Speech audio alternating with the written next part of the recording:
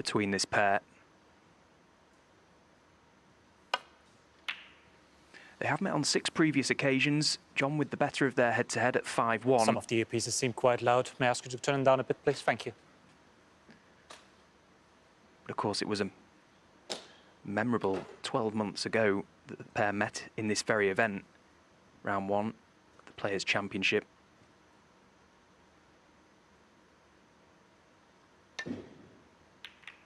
Chris Wakelin found himself 4-2 in front in that game, pegged back to a decider.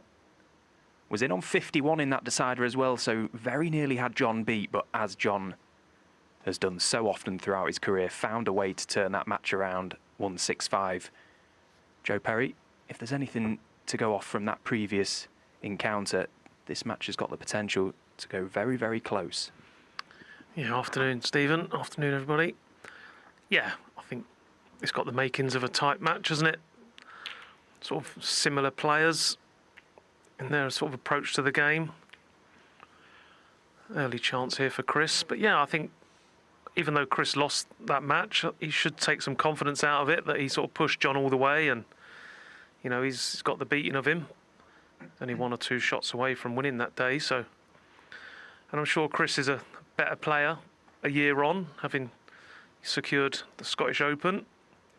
He'll be coming into this match full of confidence and belief.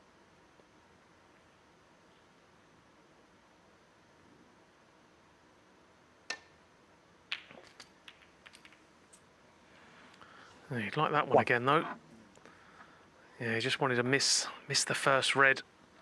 It's close to being a good shot, this. Just missed the red by the black, hit the pack and then land on the black, but it's gone wrong and he's put himself in a spot of bother here. I think he maybe snookered.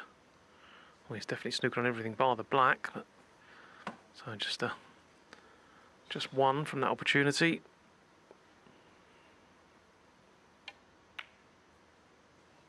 Chris Wakelin, 1.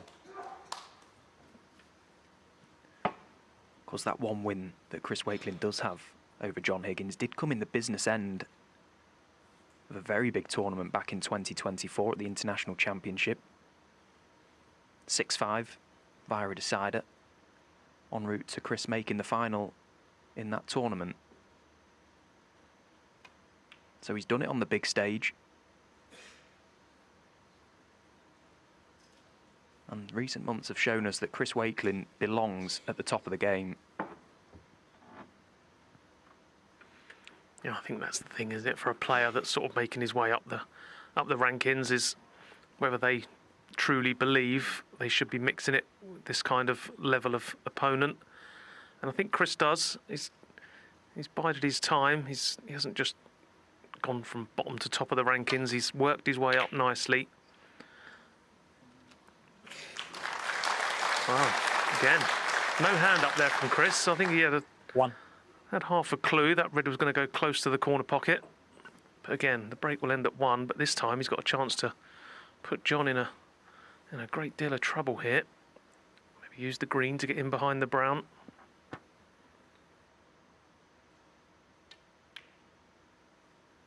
Chris Wakelin, 1.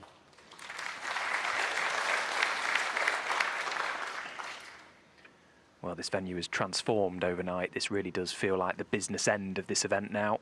Down to the 1 table. Fantastic atmosphere once again, as you would expect. I think when any event gets down to 1 table, the players really do feel like they're involved in something special. And I tell you one thing, John Higgins needs to find something special here. How does he get this one safe?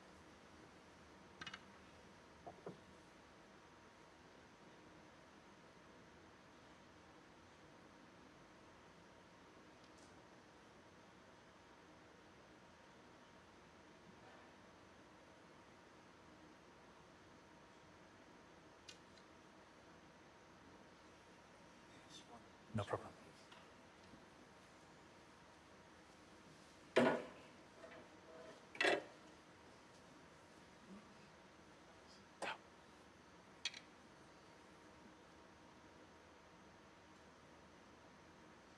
Well, that's the red bottom left that he'd like to rest on.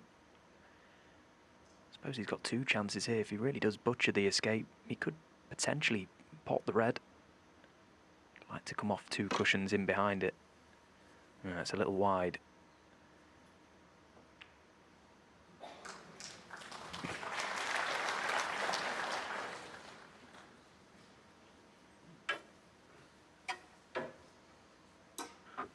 Was always going to be difficult to get safe from that position. It was a good snooker Chris laid. Now, can he reap the rewards from that good shot? Reds are nicely placed now. Black, you would assume, be back on its spot very quickly. And great chance. You feel this first couple of frames more important for Chris than it is John, just to get a real foothold in the match. Feel comfortable out there.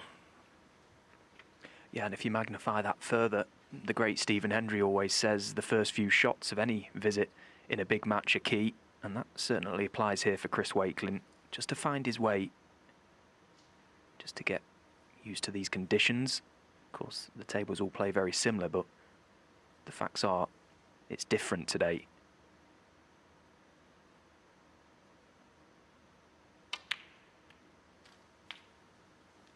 So just like to play his way into a little bit of rhythm here.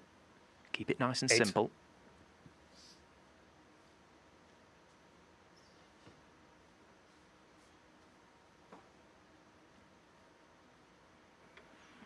Yeah, it's a glorious chance, but Chris showing some experience here, I think. He's just taking his time. You know, I think later on in the match, he won't be having that little walk around the other side of the table. I think he's just doing it just to compose himself. Obviously, a few nerves floating around. So this is what we say about players gaining experience at this level. You know, probably Chris's first quarter-final, he was probably playing too fast and a bit too excited, but when you keep putting yourself in these positions, you learn how to cope with them so much better.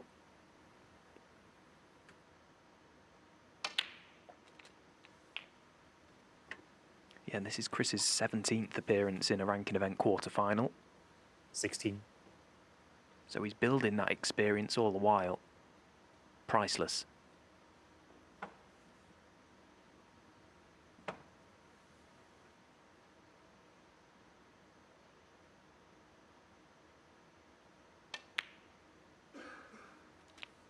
$17.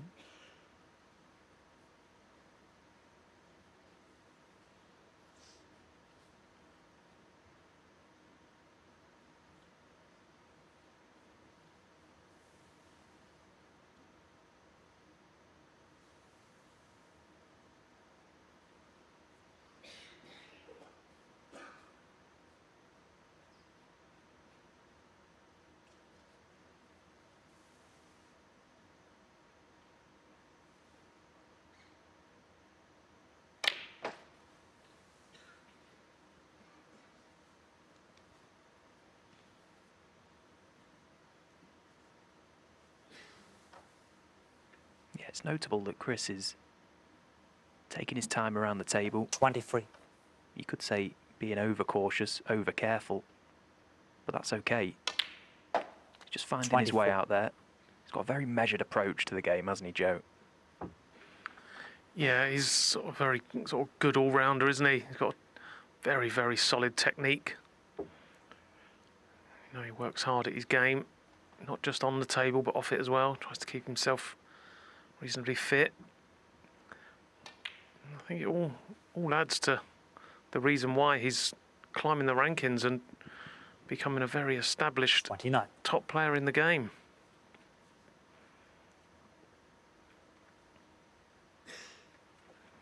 Yeah, you don't see many sort of fireworks from Chris when he's break building. It's all very precise, exact stuff.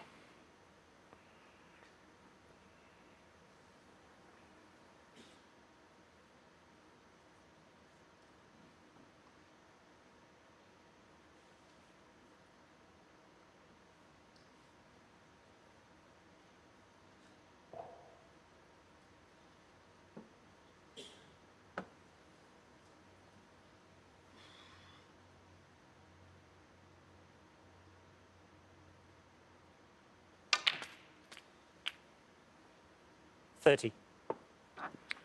Well, he didn't really strike that one too cleanly. That's why the cue ball's way short, but obviously with Brown being off its spot, makes this shot considerably easier in and out of baulk.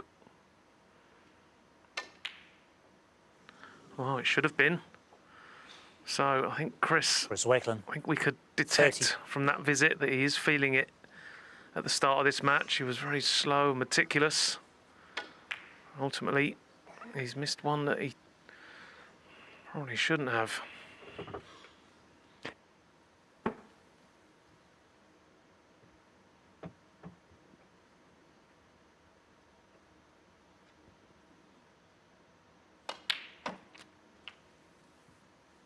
One.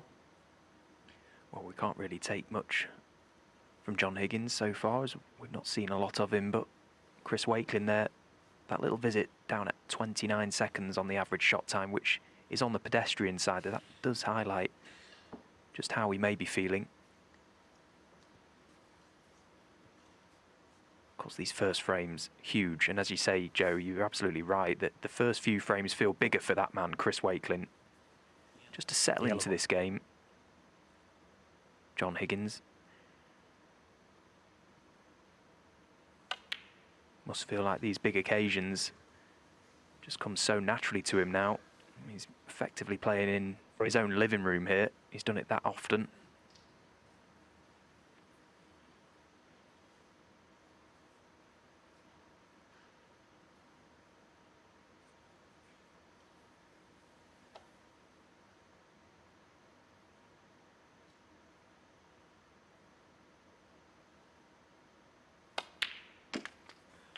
Four.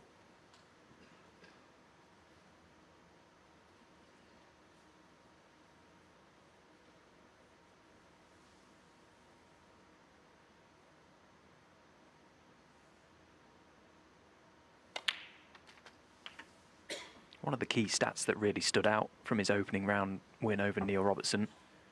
We mentioned his long 11. game at the top of the show, but his positional play, when he got in amongst them at 95%, that tells us his cue ball control was immaculate.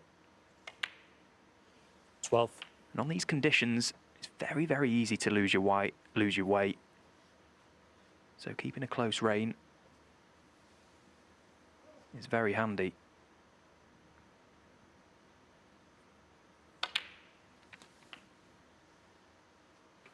Yeah, I think that's how John sort of played out his snooker 19. career. You know, I don't think we've ever described John Higgins as a great potter, although he is. You can't do what he's done in the game without being a great potter, but because his cue ball is always so good, has been from the day he turned professional, we just don't associate him with potting good balls, because invariably he's always in 20. position. Yeah, and I think it's fair to say he's potted a few good ones throughout his time, hasn't he, Joe?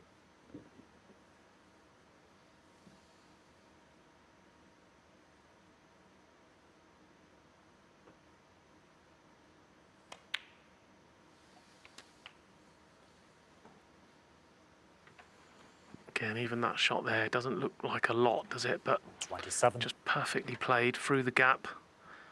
Nice speed. Just leaves himself nothing to do with the next shot. Makes the game look ridiculously easy when he's in good form.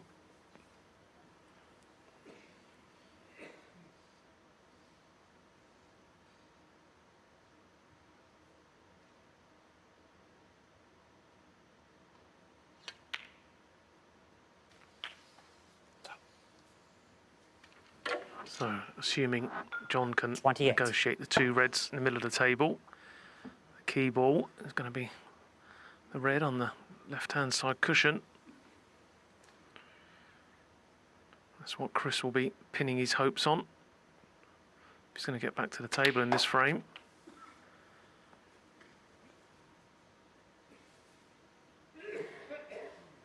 $35. Not best pleased with that positional shot, having to go up for baulk colours now from this red, as he can just flick the red away from the pink. Just a little glancing blow. Well, he's lost his cue ball here. He needs help. 36.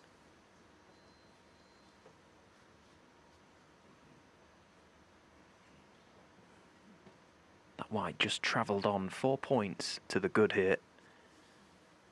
The ultimate percentage player. Now it's Chris's John turn Higgins, to be in trouble. 36.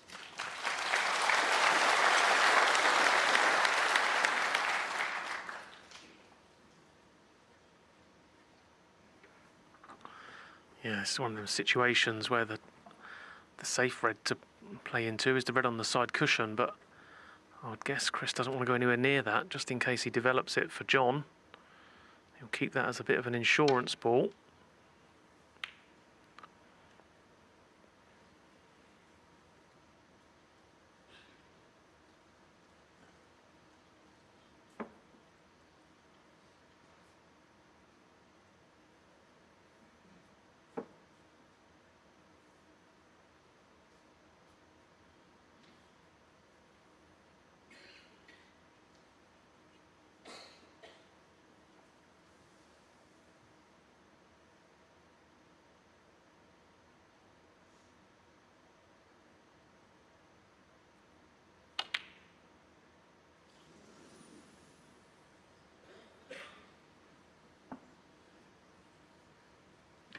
Well, a lifeline has been thrown the way of Chris Wakelin. That was a red you fully expected John to convert.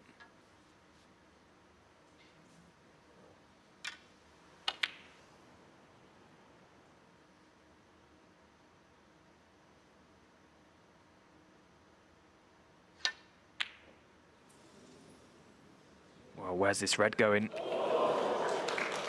Well, what a time for that to happen. We saw an outrageous fluke last night in the Jingtong match. This red catching both knuckles, tracking along the top cushion. And better yet, he's perfect on this black to drop in behind the red. Well, he felt he had the angle to bring it out, and he's played it well. 8.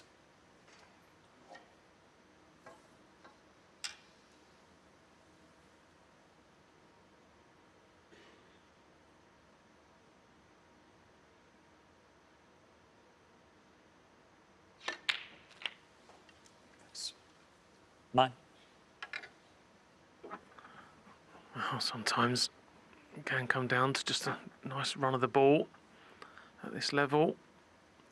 Chris still got work to do here, though. He's going to have to hit this one pretty good to get close to the yellow. And then yellow to green looks like the toughest shot facing him in this little mini clearance. It's not too bad. Chris should be able to reach this. 16. So it's all about position from yellow to green. Just coming round, having a look. Can he put the cue ball somewhere on the baulk line?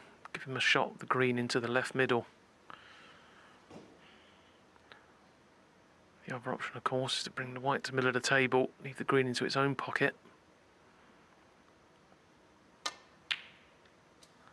Well, he's played for the middle and he's under-hit 18. it by quite some distance.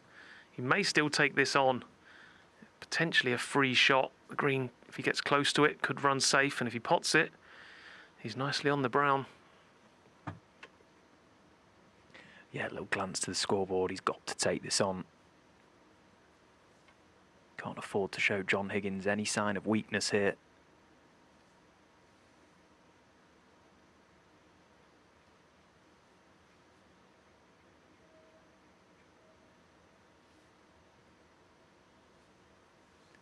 Well, I'm surprised. Very, very surprised. He was straight enough on that green to fully commit to it. Chris Wakelin, 18. Oh, he's had a lovely little glance off the black. Good shot.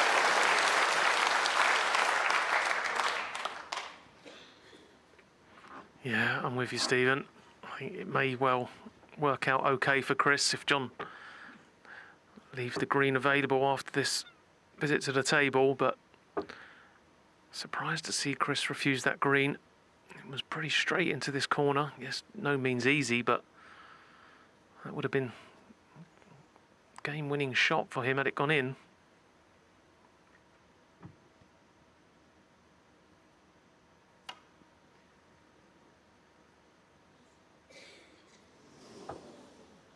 Foul and a miss.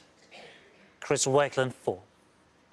Yeah, look, it's hard to criticise the shot selection when the player follows it up with a very good shot, and that's what Chris played. He committed to his decision that he wasn't going to take that green on and made sure to keep his discipline Chris. and play a good safety shot.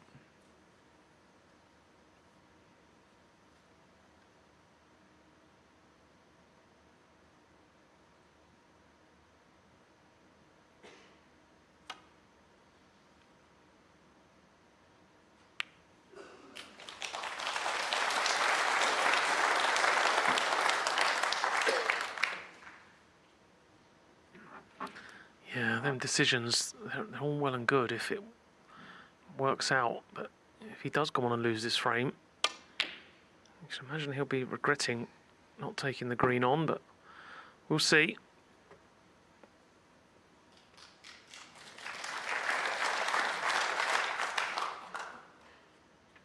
Yeah, I think the battle scars over the years, Joe, they tend to tell you that the game doesn't forgive you. Sometimes the balls, they can punish you for those sort of decisions. As you say, we'll soon find out.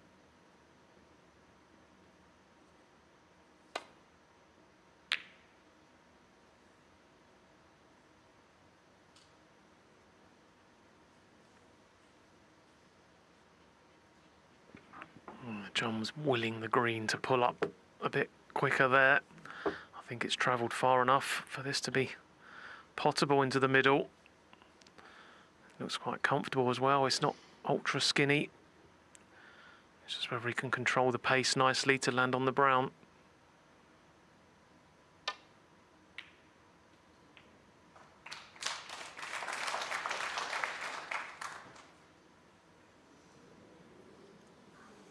Free.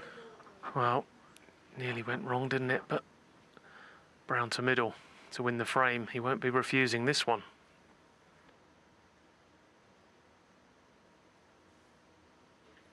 Well, it's an incredibly awkward cue in from the side rail. Just taking a minute to get himself set. Get comfortable.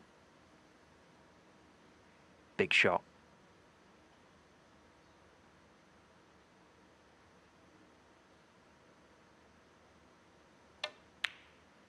And not there. Chris Wakelin, 3. Not there and not safe. It wasn't easy, this brown across the table. He had to fully commit to the pot. It's all he needed. But at 21 points behind, 22 available, can John Higgins pinch this frame by a point?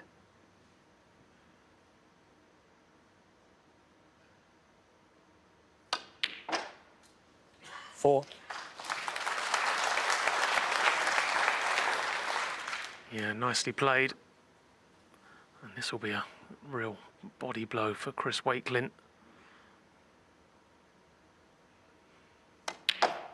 The frame, both players have had opportunities, but it looked like Chris was going to pinch it at the end. But John just give himself a little bit to do here. Not ideal on the pink. He's going to have to play this with a trace of left-hand side on the cue ball. Bring the white back across for the black in the same pocket.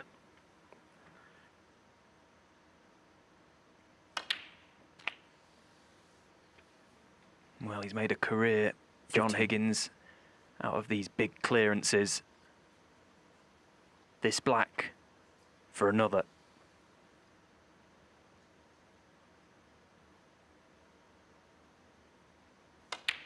He just never knows when he's beaten this. Now, that mini clearance that John just made in the previous frame, brown to black, it was, well, they was all there, but a particularly nice shot was played on the pink. Here is the pink, just coming twice across, a little trace of left-hand side on the cue ball to just manipulate the angle. Under pressure, not an easy shot to play. Played it perfectly, didn't he, Joe? Yeah, he didn't overhit it, did he? Just let the side on the cue ball do its thing. And how many times has John Higgins pinched a frame? Is his 155 quarterfinals he's had? I bet he's had treble the amount of frames he's pinched on the black.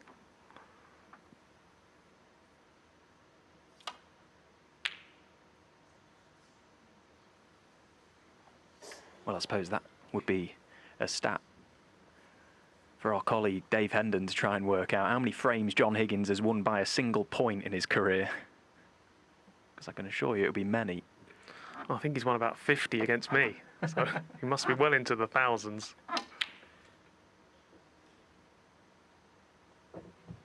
Yeah, come to think of it, actually, he's had one against me as well in the Welsh Open many years ago. So, yeah, just pure relentlessness from John Higgins.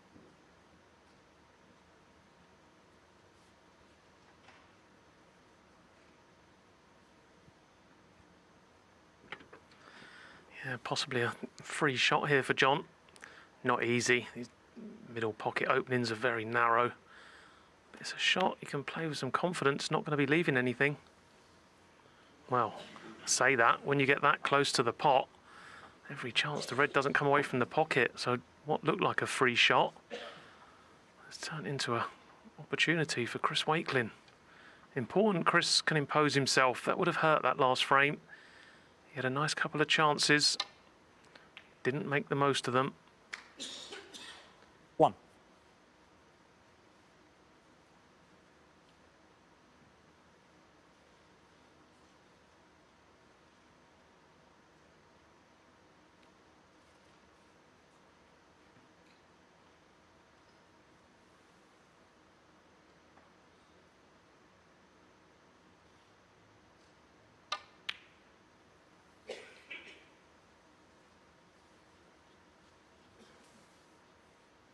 Four.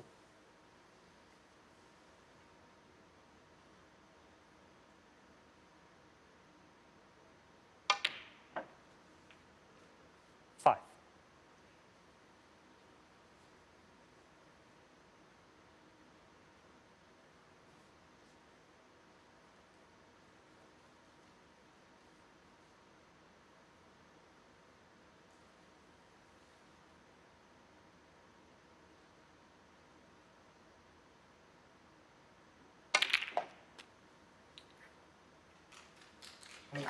Well, what a shot that Chris Wakelin's played there.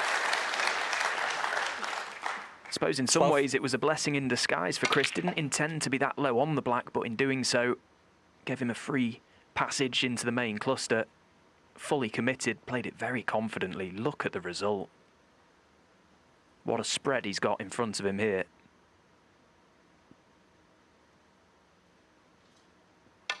And with it now, a real chance to rectify 13.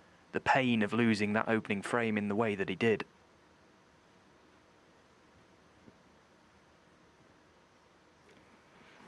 Yeah, he's developed these nicely. Be interesting to see how he goes about this break, though, because we picked up on frame 1 that he was very pedestrian paced, maybe feeling a few nerves. He was playing much slower than he normally would play, so let's see how he goes about this, because he's got the balls in good position. 18. See if he can just pick the pace up a fraction. There, 26 seconds a shot. It's just borderline, sort of on the pedestrian side, but Chris normally, I would imagine, plays a good 3 or 4 seconds quicker than that when he's in full flow.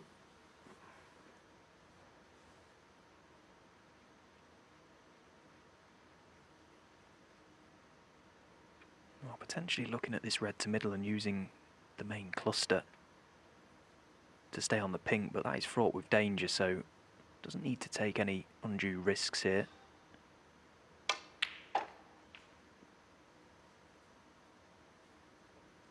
$19.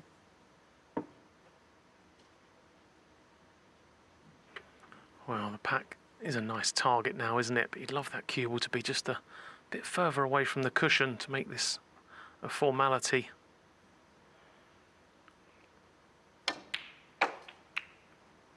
Yeah, but he hit him well. And he's landed nicely again, so very nicely played 24. shot there from Chris Wakelin. That'll make him feel better. Now he has to make these chances pay. It's the only way you're going to get someone like John Higgins 25. under any kind of pressure is to punish mistakes with heavy scoring.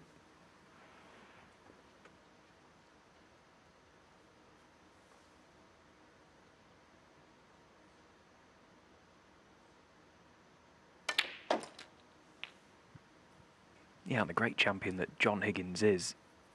We mentioned he's made a career out of winning 32. frames like he won the opening one with. Had no right to win that frame, really. 33. He reads the room very well, John. He'll be trying to pick up any signs of weakness, feeling like maybe that body blow in the opener could really affect his opponent. It's up to Chris Wakelin now to show that it hasn't affected him. These are all the signs that the players are trying to feed off out there. 38.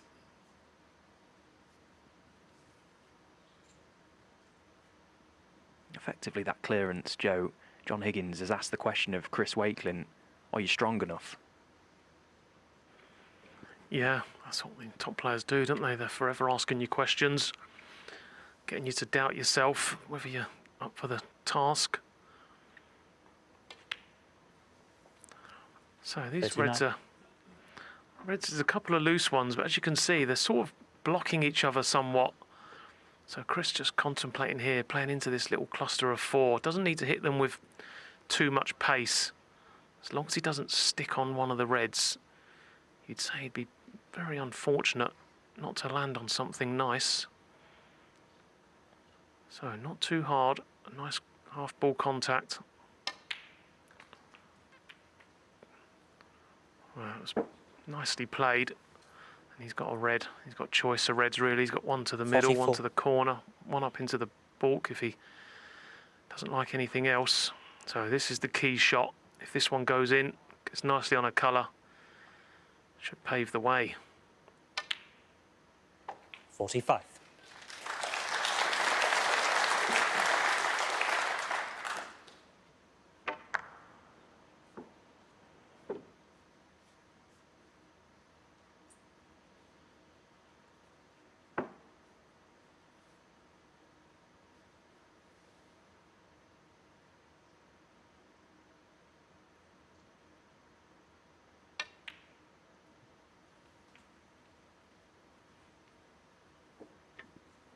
And that nicely controlled blue gets him back absolutely in prime 50. position once again.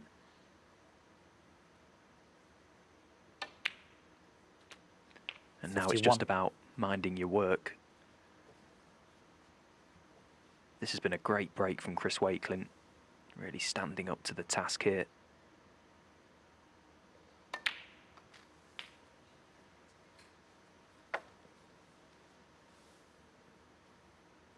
$58.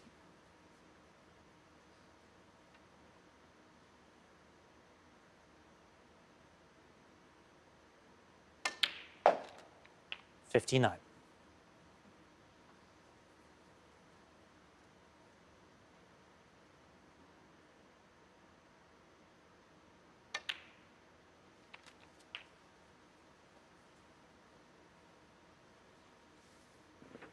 66 ahead, 67 remaining, 66. so just one more red to be mathematically safe. But yeah, what a great response this has been from Chris Wakelin.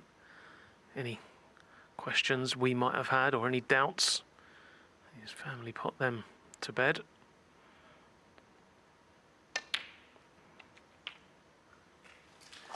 $67.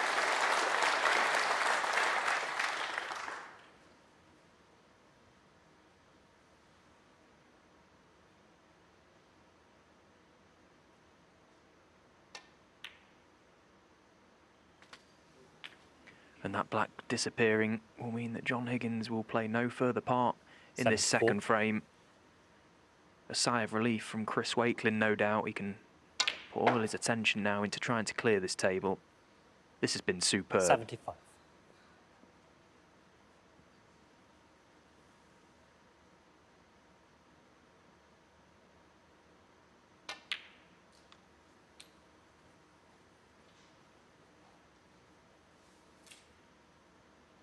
$79.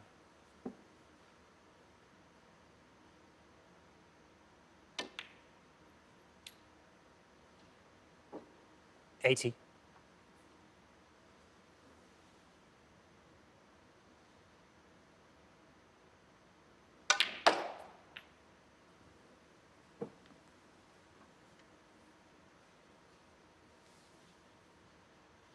83.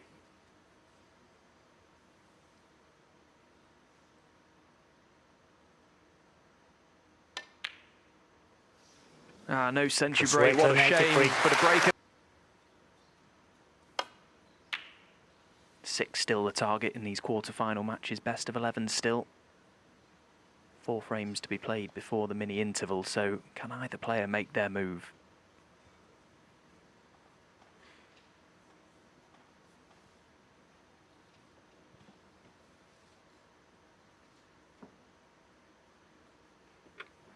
Chris just coming round to have a look if he can get himself on the black. Should he knock this long red in? The only red he can leave is the one he's playing.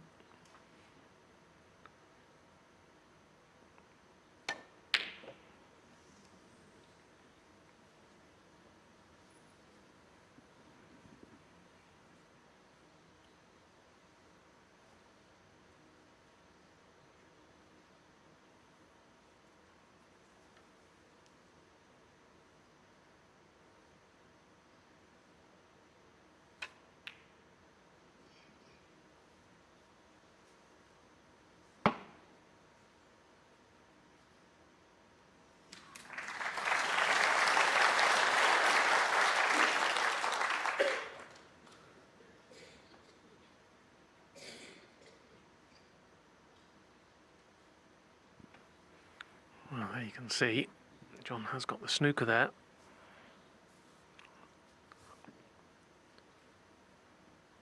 Can't just play off one cushion into the side of the pack here, because the red on the right wing is going to be available.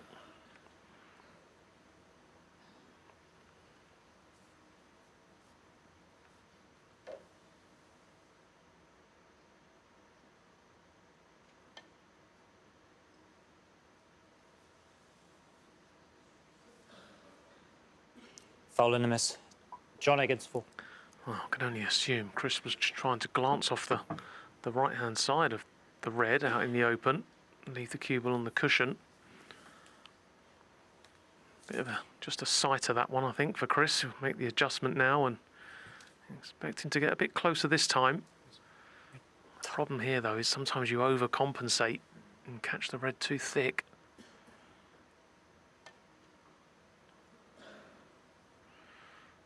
Well, he's still got quite an adjustment to make. Foul and a miss. John Higgins, 4.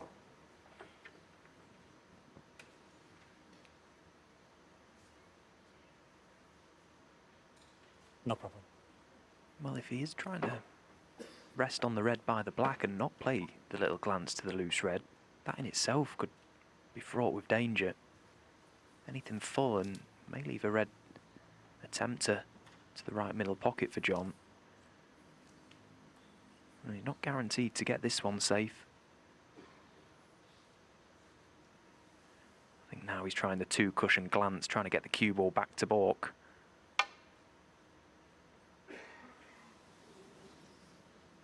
I much prefer this shot Foul and a miss. to the ones that he has been trying. John Higgins, 4. Yep. Well, that cue ball just carried rolling just enough. For a moment there, it looked like Chris was going to leave a free ball for John. So this little doesn't look like a difficult snooker at all, but it's causing Chris a few little issues. Yeah, now he's looking at this shot. This is the one I first thought, just twice across the table, rest into the left-hand side of the pack. It seemed pretty obvious to me. A bit reluctant to play it.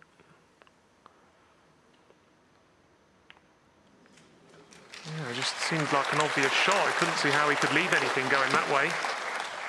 Oh, he got there eventually. 12 points. It's not that big a deal at this stage of the frame. Yeah, it was a bit of a head scratcher, that, wasn't it, for Chris? It's not very often you see somebody trying to escape from a snooker and try 3 different routes.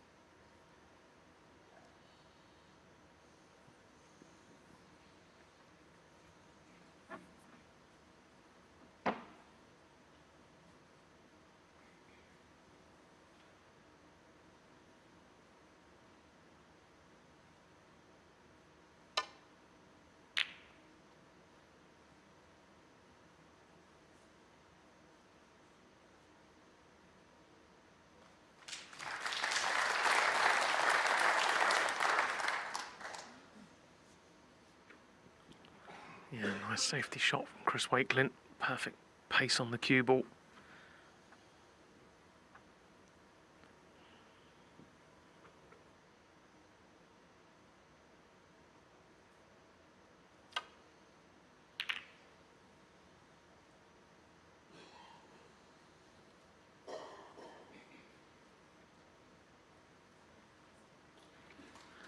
There's a good cue ball from John Higgins, but as you can see, he's pushed the red over this corner. Now, can Chris pot the red and get the cue ball out into the middle of the table?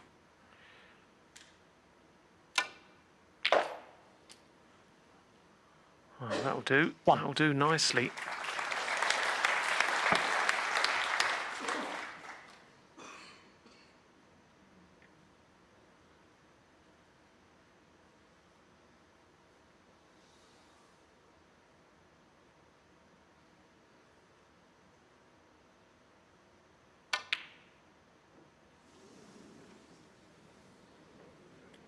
Oh, would you believe it? Wow, not for the first time we've seen that type of fluke in this match from Chris Wakelin. It was a bad miss, wasn't it? It seemed to hug the cushion the whole way.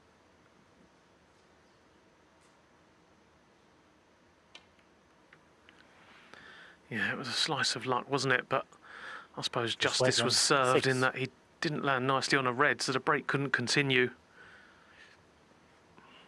That's one of those as a player, you feel absolutely cursed to not be on the red.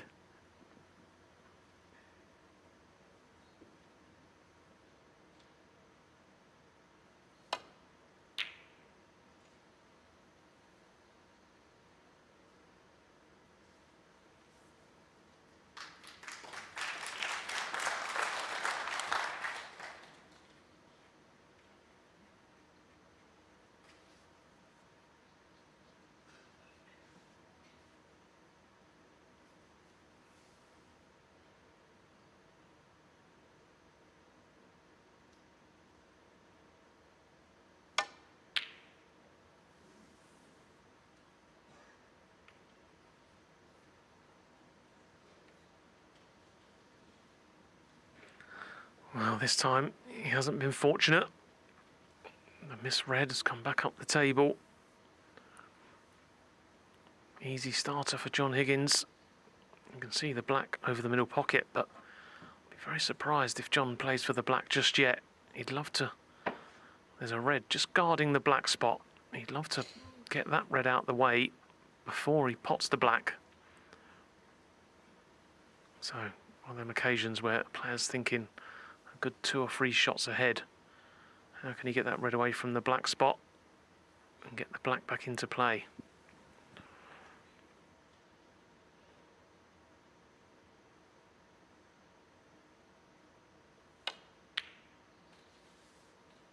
One.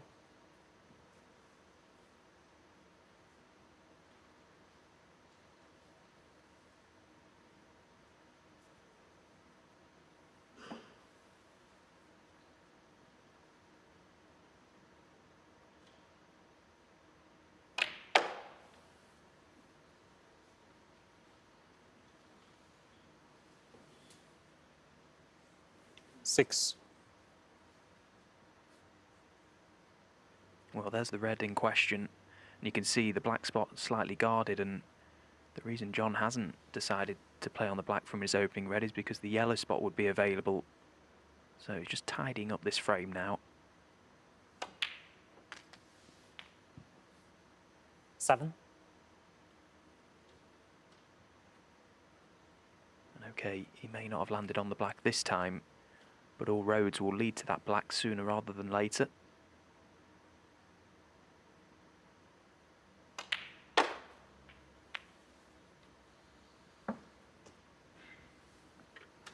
Well, he's on a red here. He can count himself 12. fortunate because that was an unintentional kiss with the red on the side cushion. Very rare John Higgins positional error there. But it looks like he may just be able to get through to the pot and angle this red. Doesn't have to do a lot with a cue ball. He's got the black waiting over the middle pocket.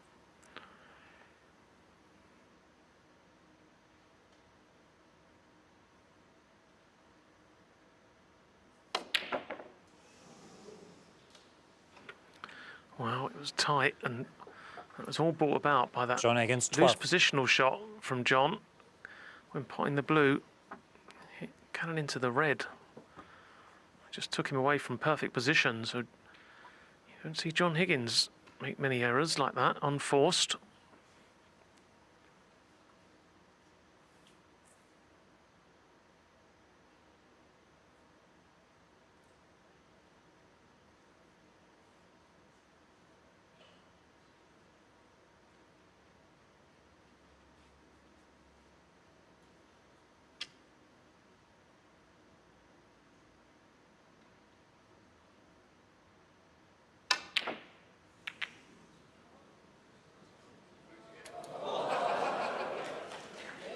Well, what an extraordinary fluke that is. I didn't know where to look at one point. Let's have another look at this one. Well, he catches the black and then sends the red next to the black into the opposite middle pocket.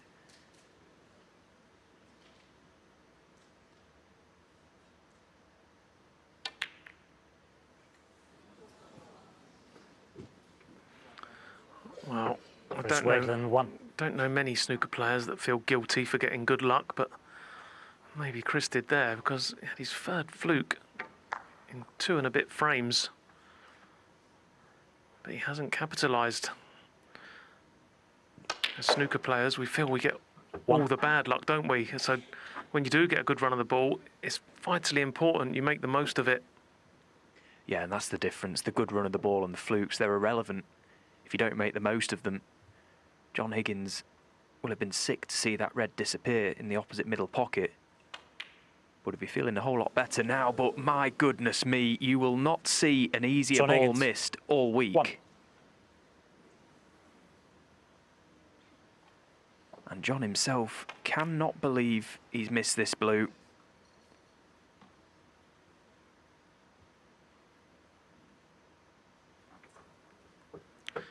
Wow, speechless for that one. Had nothing to do with the cue ball. I bet John just sitting in his chair cannot believe what's just happened. 1.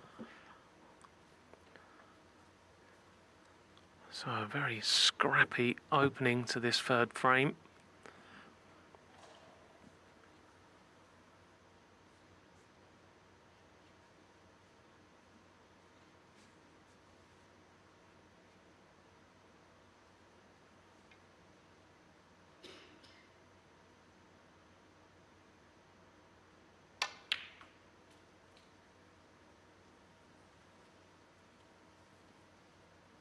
And there's no real obvious explanation as to why John missed that blue. 7. In his mind, the blue was in before he even got down to it. It was a shot that was unmissable.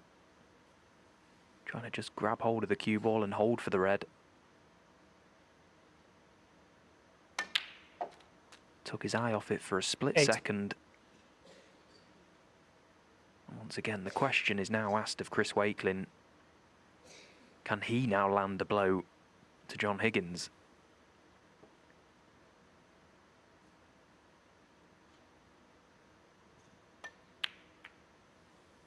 Wow, goodness me. Chris Wakelin, 8. You can make a catalogue of missed balls in this frame that you will not see easier balls missed all season. Both players a little at sea in this frame for whatever reason. That was a mile off. Yeah, I can only think that maybe the pink didn't go that clearly through into its own pocket there, and Chris was just trying to pot it on the left-hand side, but yeah, again, it was an awful miss.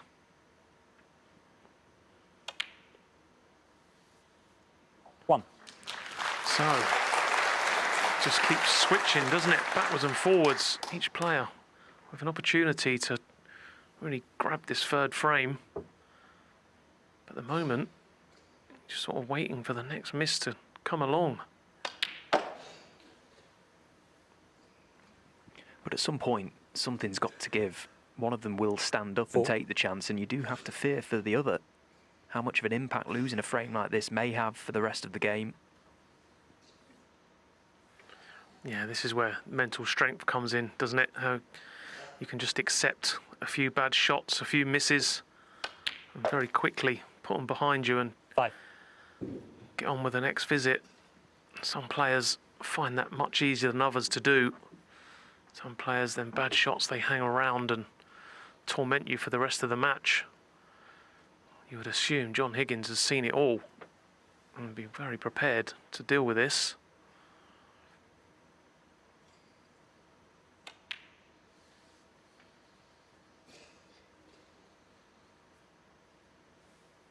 But also, Stephen, like you know, it's easier to put them bad shots and misses behind you if you go on and win the frame.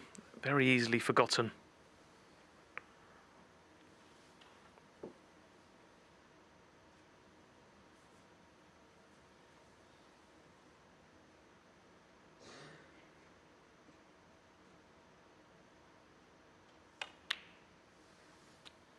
Just goes to highlight how tough this game really is at the top level, and what a little bit of pressure can do to any player. It's quite humbling, I suppose, in some ways, to see the very best in the world make these elementary mistakes. There's hope for us all. But John will be doing his absolute best here to knuckle down and make this chance count now.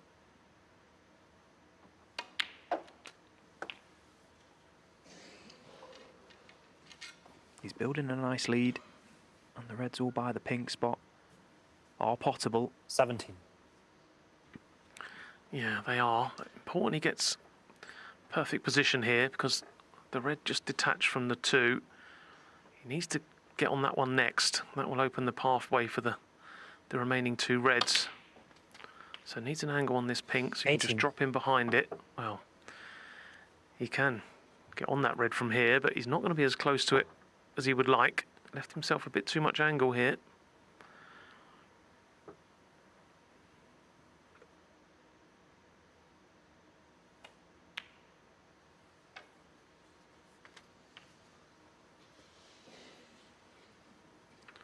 A little puff of the cheeks there from John. I think 24. maybe for a minute there he thought he'd just hit that one slightly thick, but it's gone in.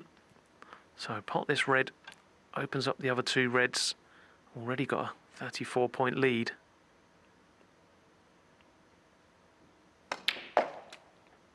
Yeah, I get the feeling from looking at John off the back of that shot on the pink that he might have been on the way back to his seat.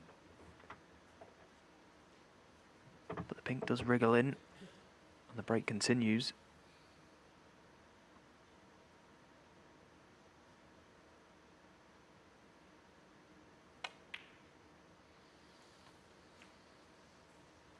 Nicely played. So 40 points ahead. Red and pink. And it'll be snookers required for Chris Wakelin.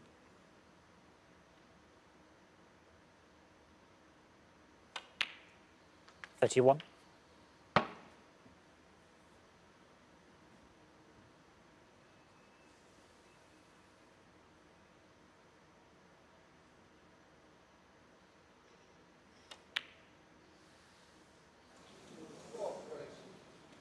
John Higgins, 31. Wow, just when you thought John Higgins had got himself back together, another elementary miss. And it was frame ball. He wasn't trying to do anything with a cue ball, just pop the pink. Incredible. But a lifeline for Chris Wakelin. 41 behind, so 1. high value colours needed. Well, if he takes the pink, he has to get a black with the remaining red if he wants to win the frame at this visit. So that's going to be a tough ask, but just the fact that he can still win is a miracle. Yeah, John will take some solace in the fact that that black is safe. 7. But this is certainly a lifeline that Chris Wakelin would never have anticipated was coming his way. So what are you doing here, Stephen? You potting the red back for the pink to leave yourself being able to tie, or all your eggs in one basket and leave yourself the tricky black? It's a horrible shot to have, isn't it, down the baulk cushion. Horrible down the top cushion where you would naturally play a ball like that from. They always seem that little bit harder down the baulk rails. They do, but I wonder if Chris is just having a little think, well, is he even taking this red on? He is. I wonder if he's having a little think about the blue he fluked a few shots ago. It seemed to really hug 8. the baulk rail, didn't it? Maybe that's just given him a little bit of confidence that this black will just hug that rail and go in quite nicely. Big shot.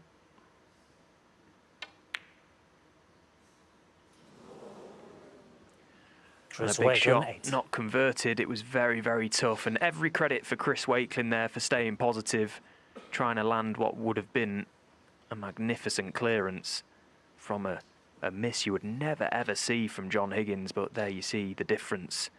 This frame should now go the way of the Scot. 2.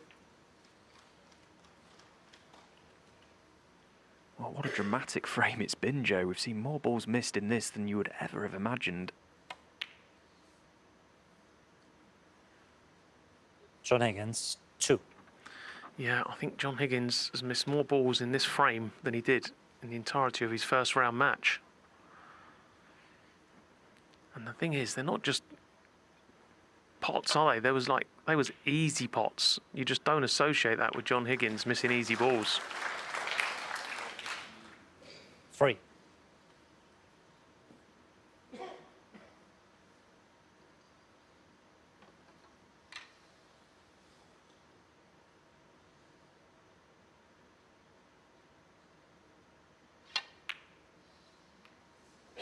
Foul.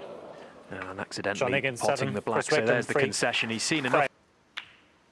And he now has the opportunity to go in front, heading into the interval after this frame. Big frame coming up for both for different reasons.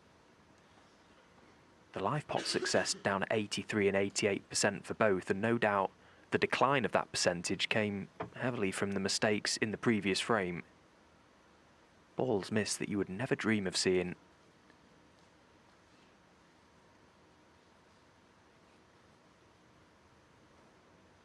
And I suppose you'd like to be a fly on the wall out the back of the arena when these two players took the decision to leave.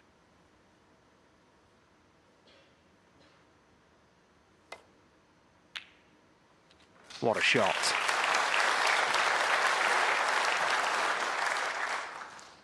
One.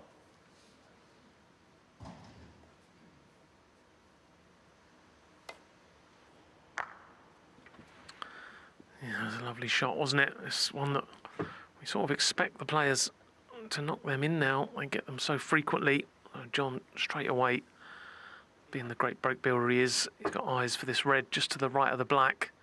That will free up the black into both pockets. Oh, but it's another careless miss from John Higgins. Perfect John Higgins, 1. position on the red, but that's no good if you miss the pot.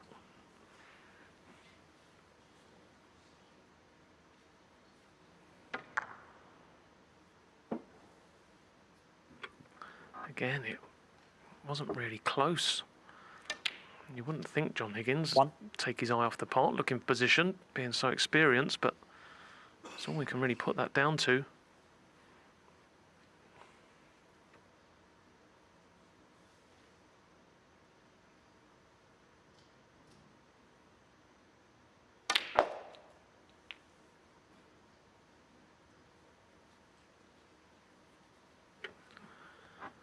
Again, 8. very quickly out of perfect position. This is a thin one. Trying to avoid contact on any colour here.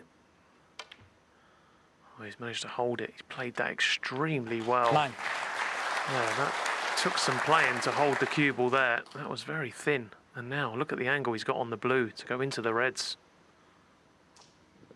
Yeah, he's shown a lovely touch there, Chris Wakelin, to get hold of that cue ball.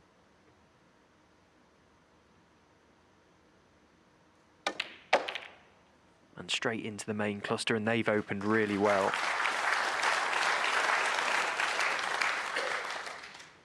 Didn't overplay 14. that shot, slightly hampered over the top of the green, used the angle on the blue to guide the cue ball into the main pack, perfectly played.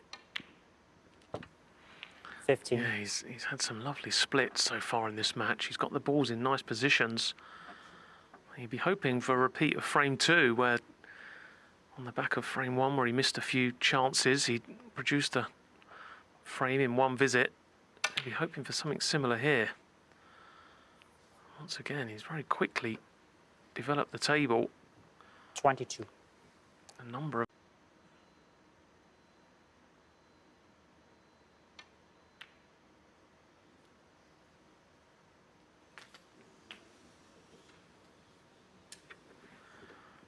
Oh, Chris may be able to just 46. possibly pot this red and bring another red into play, which will really help his cause here. Oh, it was too straight for that. 47. So just concentrate on the loose ones. This black will take the lead up to 53.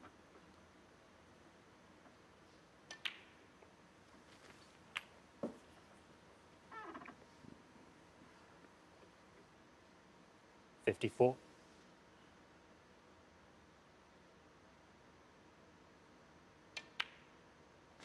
55.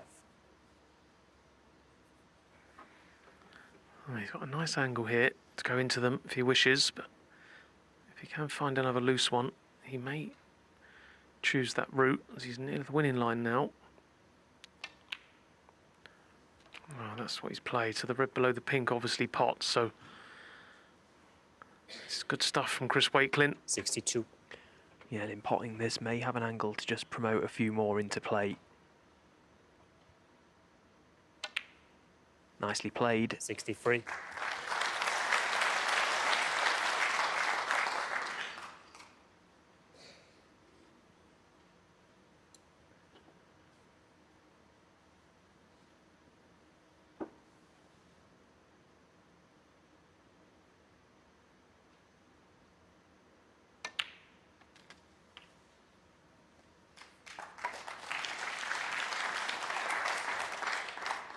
$70. So that was frame ball. Although in Chris's mind this red is.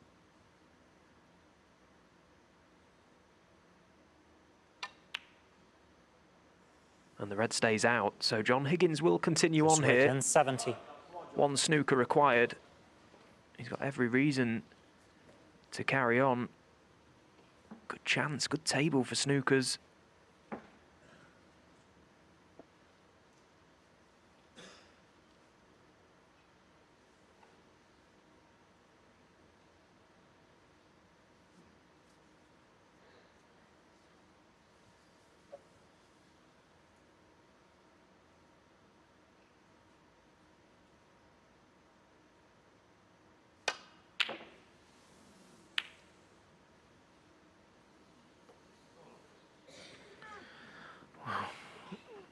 I don't know exactly what John will do in the interval, but I would imagine he'll go to the practice table because a couple of worrying misses from his point of view, and that one he seemed to hit the wrong side of the red.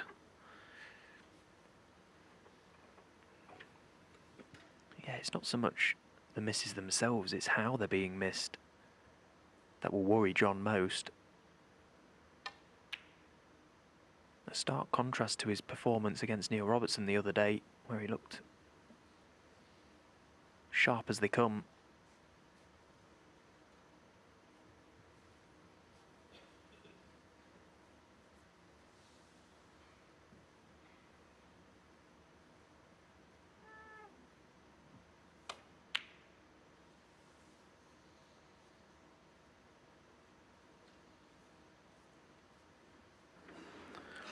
Yeah, Chris won't mind seeing them reds disappear up to the balk end because John Higgins is going to win this frame. He's going to need all the reds with high value colours, and that's significantly more difficult when the reds are in the balk end of the table.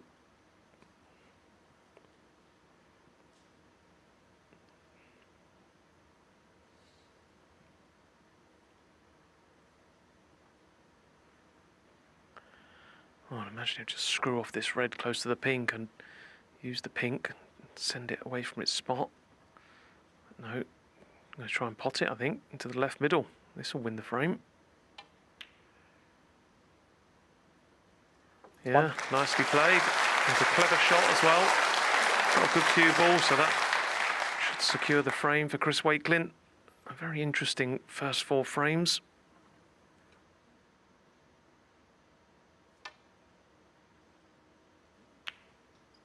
Absolutely, an frame. intriguing first session. Chris Those 4 Wakelin. frames seem...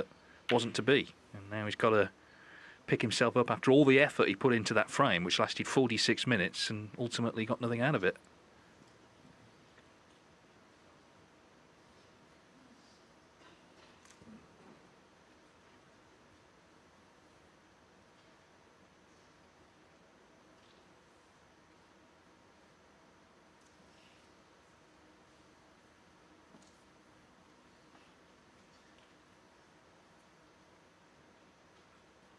Of course, tonight we're looking forward to a meeting between 2 former world champions, Judd Trump and Mark Williams, 2 great shot makers. It promises to be brilliant viewing from 6:30.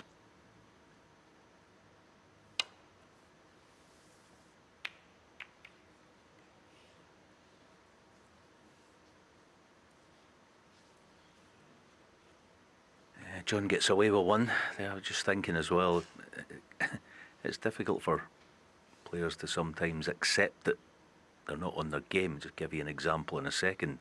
I was in the practice room yesterday, just fielding a few shots for John. He was going through his routines, and players often, once they go through their routines, they'll play one frame, just themselves, just play one frame against one another. John did just that. He potted an amazing long red, and I said, make it a maximum to finish, and he did. I say a maximum. He landed on the black, and he would have potted it no problem, but he tried to pot it off 4 cushions just for the heck of it.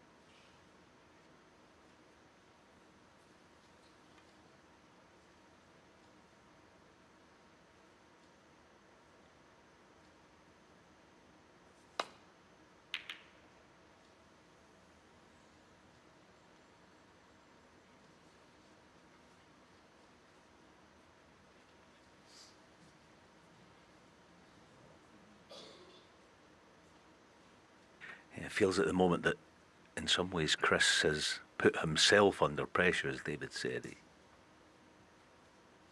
would justifiably feel that he should at least be in front, and maybe even 4-1, as David was mentioning. So he's the one under pressure, and self-inflicted.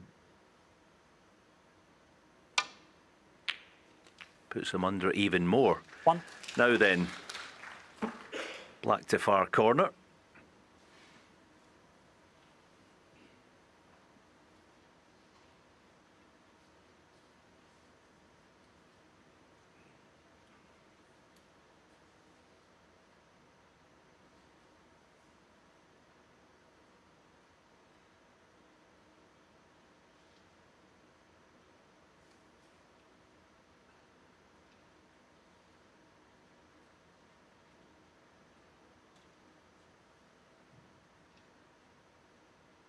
I suppose the good thing is if he was to miss it, it's going to stay up table.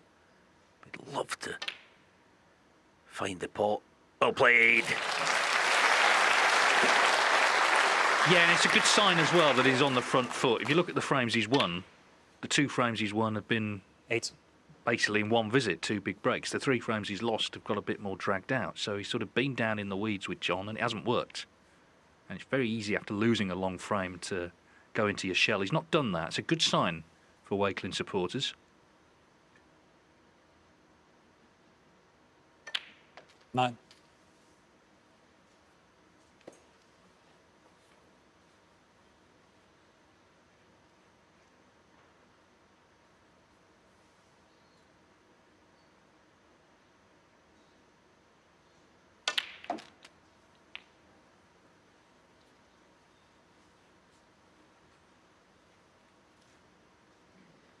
16.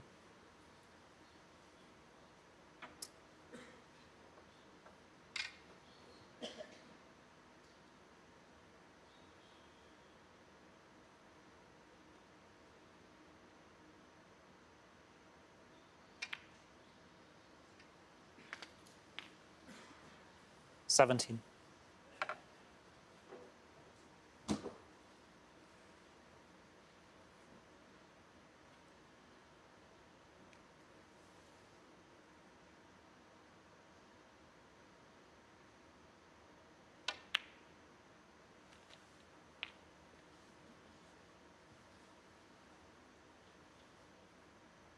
$24.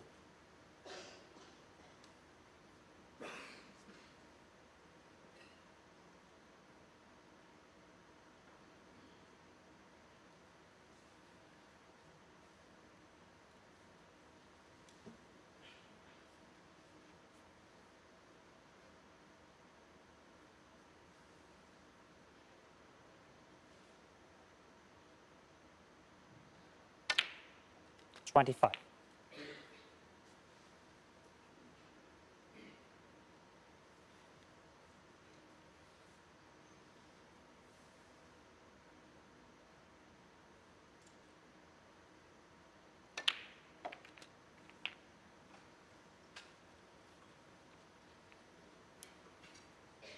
That was such a clever way of playing it. Every red 32. was covered prior to the cannon, but players know that instinctively.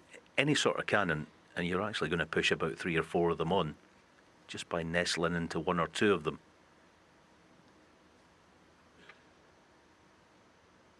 Well, 2 hours playing time, but of course, a significant chunk of that was the last frame. 33. This is the 5th black coming up. Chris Wakelin, he actually made his first maximum break on January the 2nd, the earliest ever in the year. It was the Championship League. He was very happy to have done it, obviously.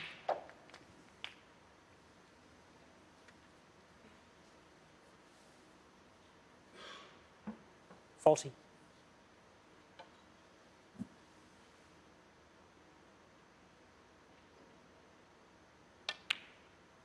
41.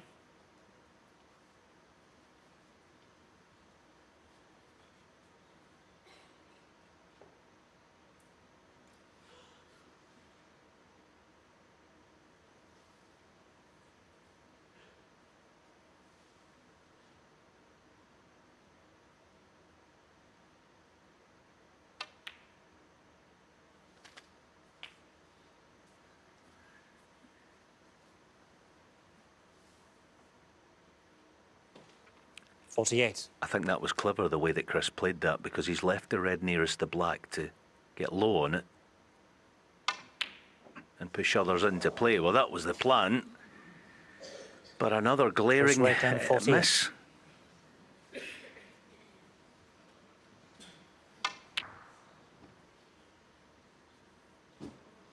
Yeah, you got to think, he was thinking ahead there, and okay, where do I need to be on nicely on the blue to get on that red, but got to pot the balls as well.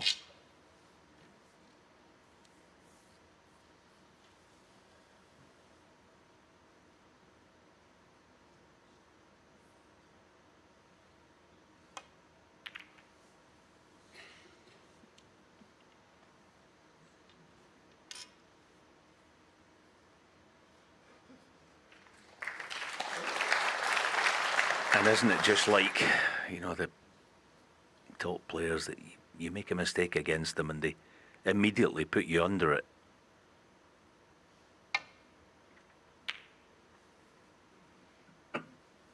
Yeah, that's good work.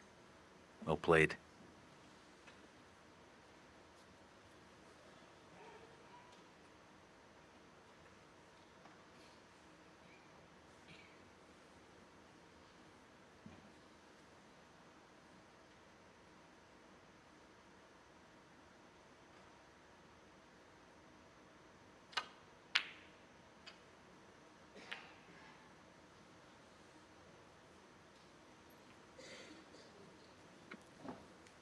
John walks away and body language tells us there's confirmation that the gap is there. for John. That was a huge mistake. So Chris 1. gets the second bite at the cherry. Got to take advantage this time. Just the way the match is balanced at the moment, he can't afford to leave the door ajar this time for John.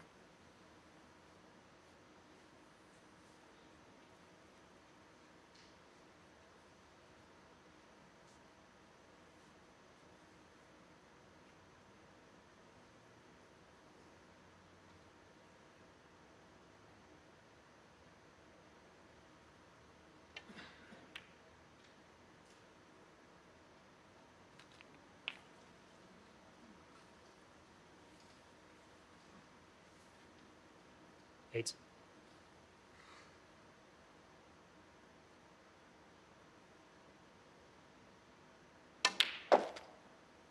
Nine.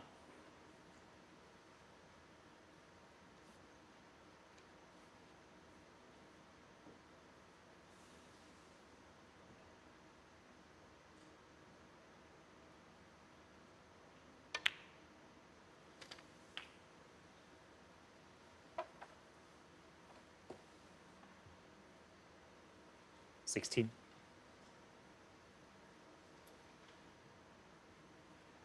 Yeah, so a little bit of work to do. In practice, he would definitely play for the high of straight pink, because he's virtually guaranteed to get on a red, pushing a few into the open.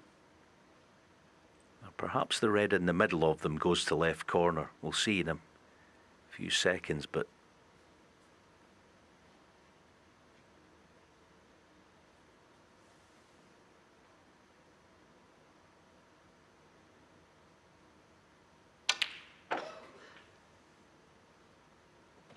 that's beautifully 17. controlled to play the cannon. With some pace, bound to be on one. Well played. Yeah, and so much of it is about 24. resetting and being ready if the chance comes. He missed that red earlier, sat down, clearly frustrated, but you've got to be ready because the chance can come very quickly. And it did, and he's taken it 25. to level this match again. There's never been more than a frame between them.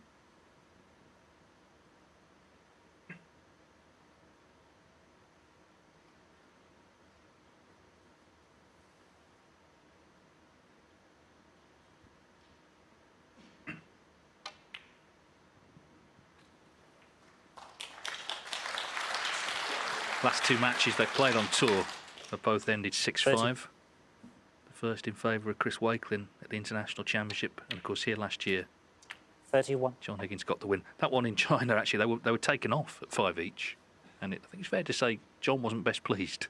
If you're a lip reader at the time, you you have discerned he wasn't too happy.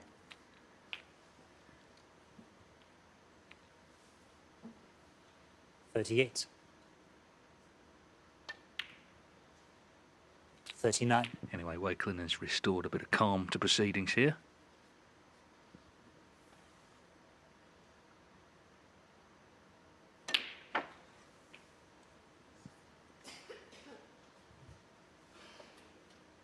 $45.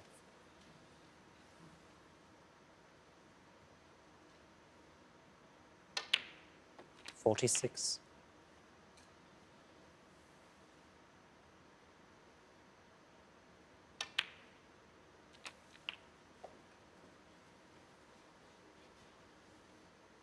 53.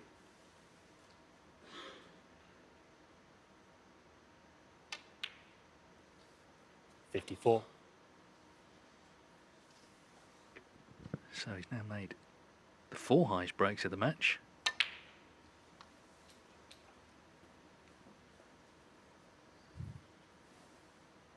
$59.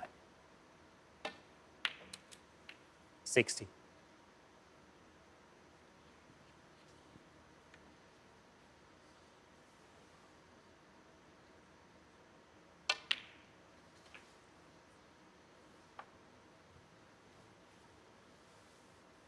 63.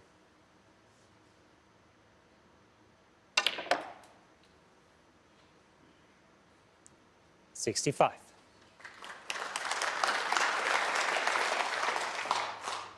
Bit of naughty snooker from Chris Wakelin at the end of this frame. 68.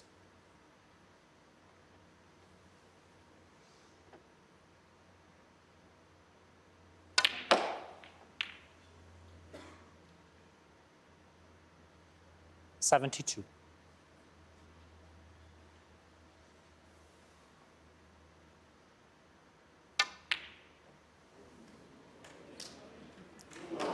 $72 and So the two frame. scoring.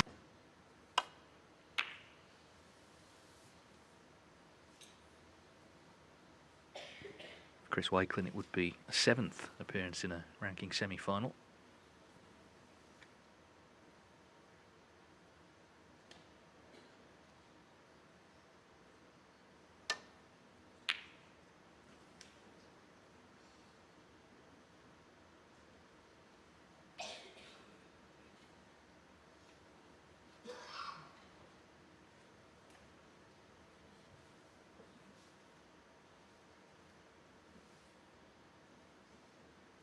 Talking about John's routines yesterday, he was playing a lot of these.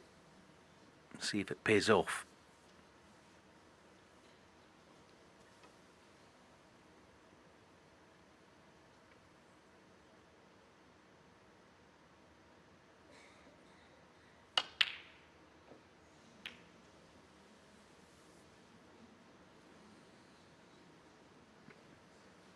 Yeah, no prize, but second prize, I guess.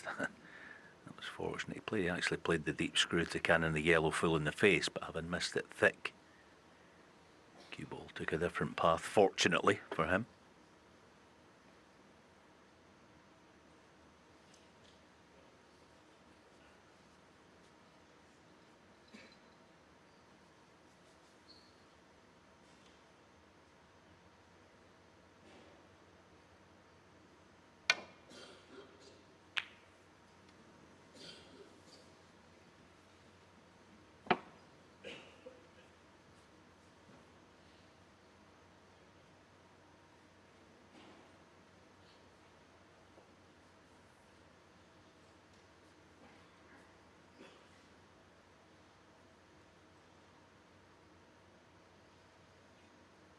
Building himself up. He's giving himself an extra few seconds to prep for this tough red to right centre.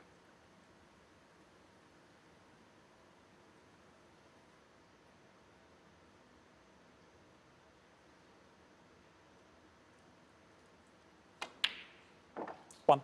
Yeah, just about. And it's the sort of shot that makes you feel good. Almost restore confidence in one fell swoop.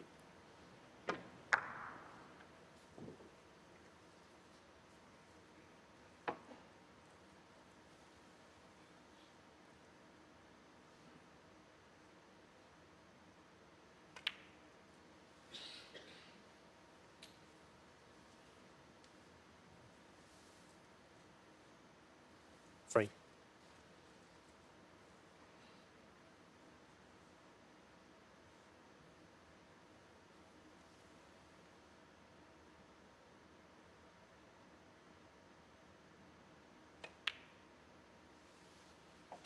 Four.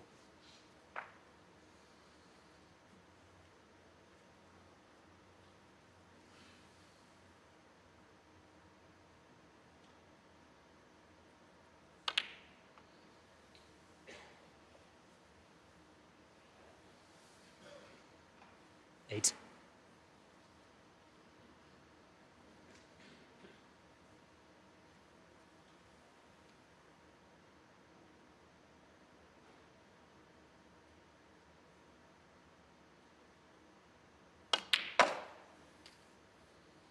Nine.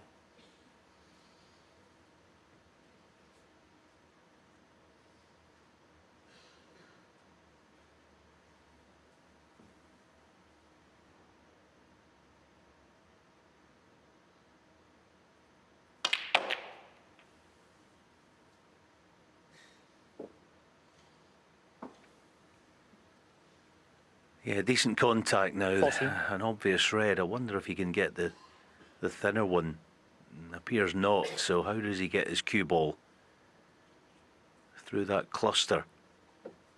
Gonna have to top it. Do not take your eye off the pot is rule number one.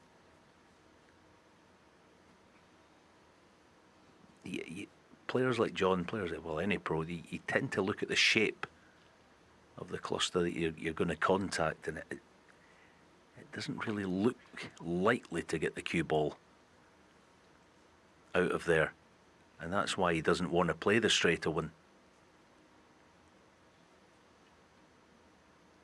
But he's having to, because he can't quite get the other one, the thinner one.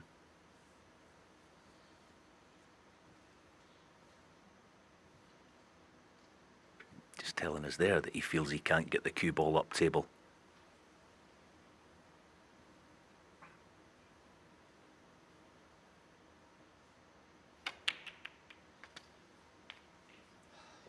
That's why he didn't like it.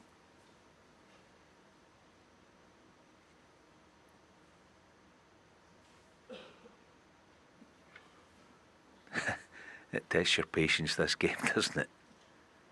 Even the best of them.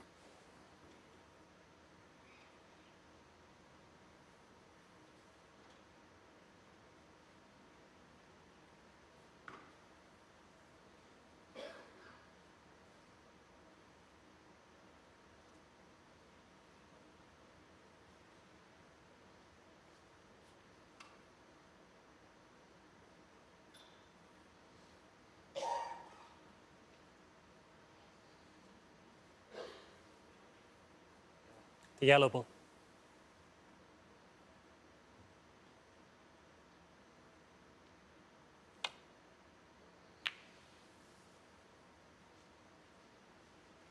John Higgins, 15.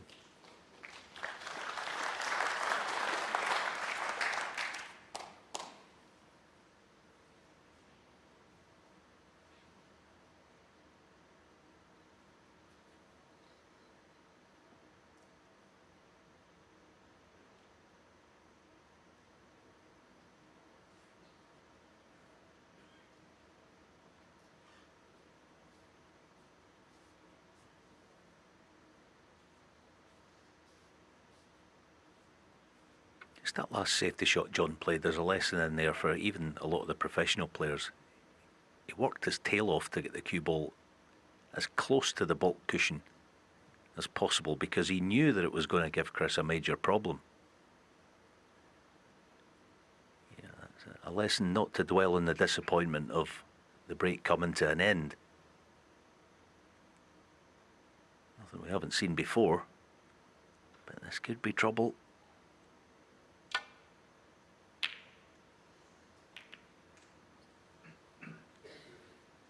And their end of the lesson, you know, it's so important in John's mind to get the cue ball glued to the bulk cushion and earn this chance. 1. Yeah, it's textbook, wasn't it, that? Putting aside the disappointment, as you say, not getting on a colour, picking his spot, forcing Wakelin into that shot, and now trying to pick up the pieces himself. John Higgins does not think he has a divine right for everything to go his way. You know, it's a game. Luck will 6. come and go. Running will come and go. You've got to cope in either scenario. And let's be honest, not every player is adept at doing that. Some players there, they would have just played down to bulk, not even thinking, you know, what they were doing. But not Higgins. He had a good think about it.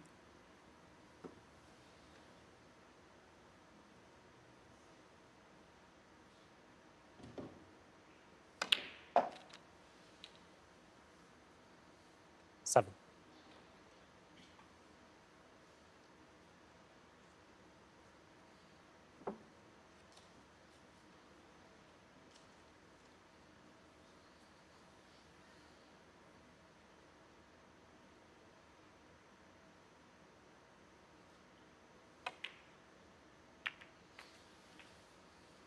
Yeah, Matthew mentioned in studio earlier, didn't he, that about John's B game, which he doesn't have with him today. 12. It's probably C-, but he still knows how to manage his game well enough to get over the line.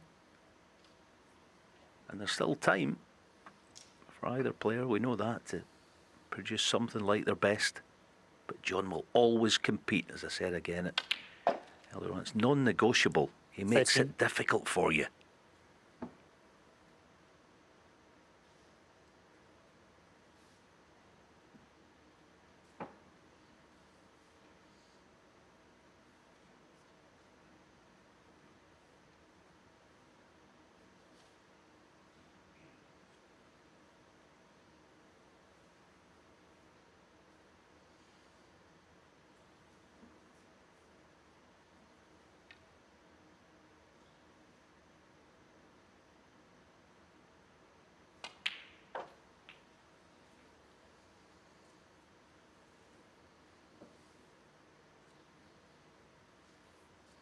$18.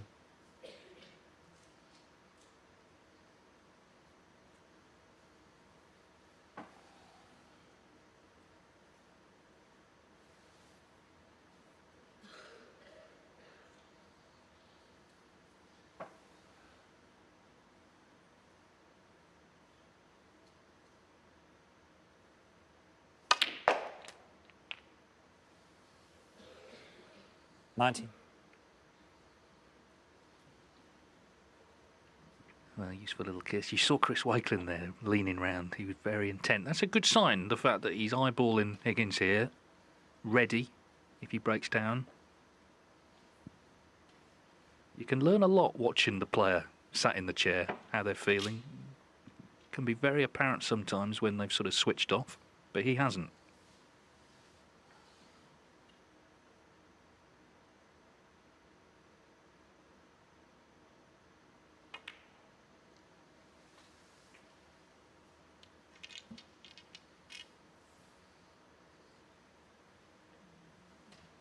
$24.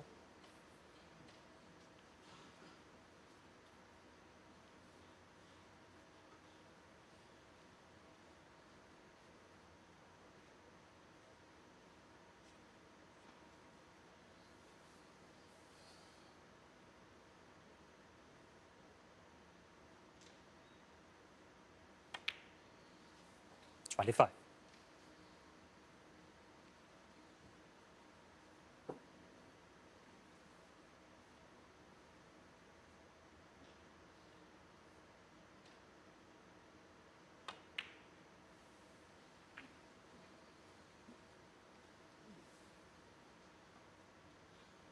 $30.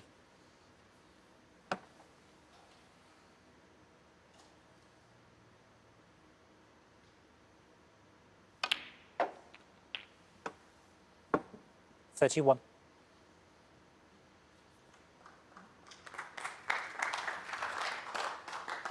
Yeah, I'll be delighted with that positional shot.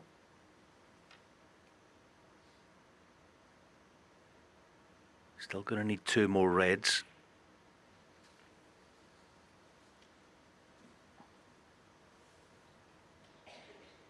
$36.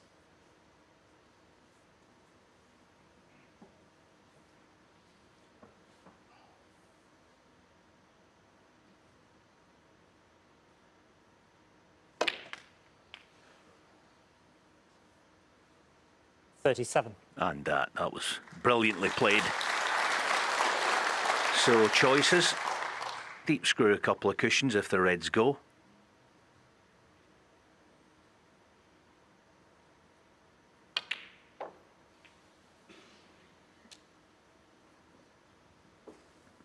And the red is frame ball. 42.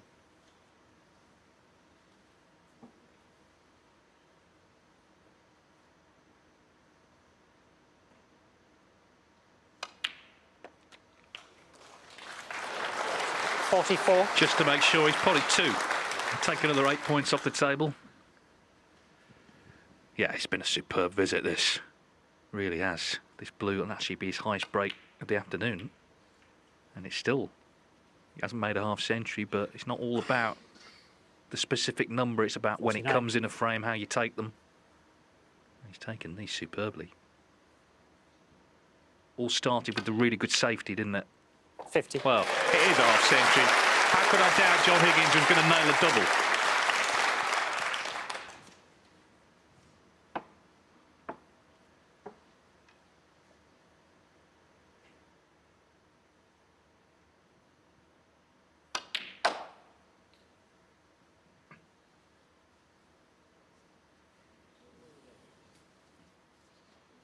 53.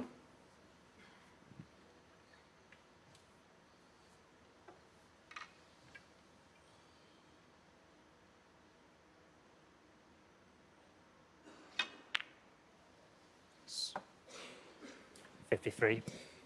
53 frame. between them. That can change here, though.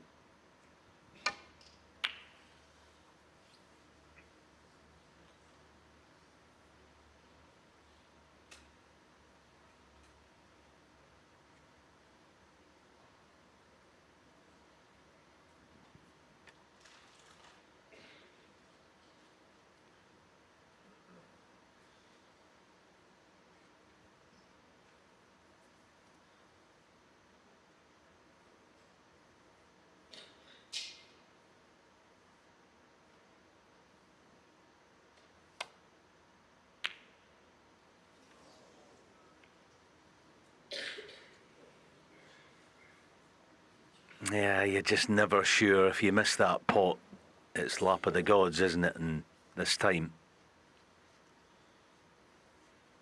John's not so fortunate. But just looking at that, you should be able to punch, stun it, and get the cue ball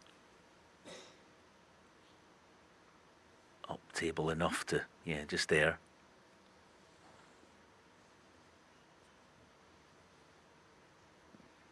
But as David referenced, Chris in his chair would have been putting in the mental work to deal with the situation that he now finds himself in. So, again, one of those players, you're not remotely worried about him that way. But there's a bad miss, there's a bad miss. Was it a kick, though? Chris Wakelin. Yeah, Chris doesn't normally put his hand up as if woe is me without the good reason.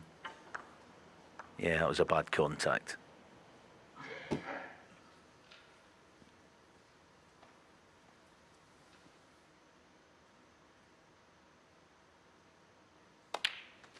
Or I assume it was, but either way.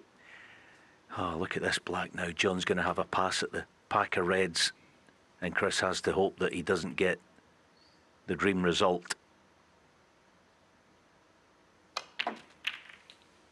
Oh, and that couldn't be better.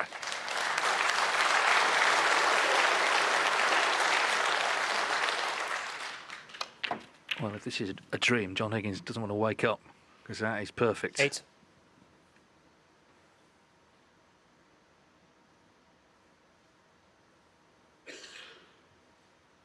Yeah, in so many ways. And Chris is going to have to sit and do the mental prep again. Meanwhile, John can get the pink back on its spot. 9.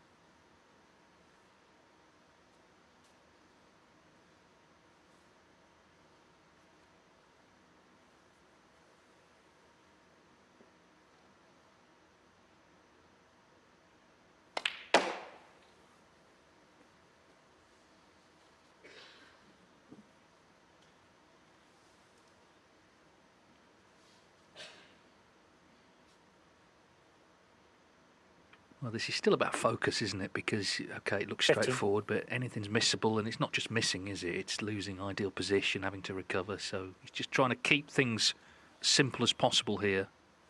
His cue ball control in the first round, Stephen Hendry made the point, was excellent, really good. That's what he needs now for this visit as he tries to go too clear for the first time.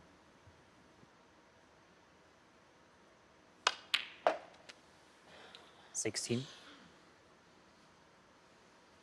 That was a clever shot. Deciding to go back for bulk colour. The reason behind that would be because obviously the red's in the open. So bulk colour to a couple of open reds isn't as much of a challenge. Good percentage play that was.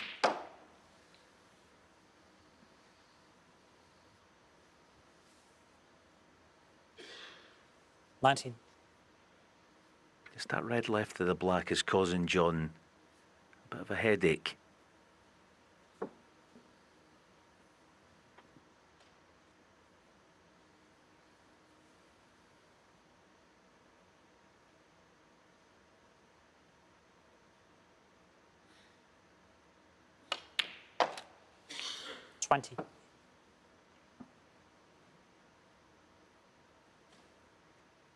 Yeah, there it is there, the one that, if he gets rid of that, I mean, he doesn't have to. If he could get rid of that, it solves one or two problems.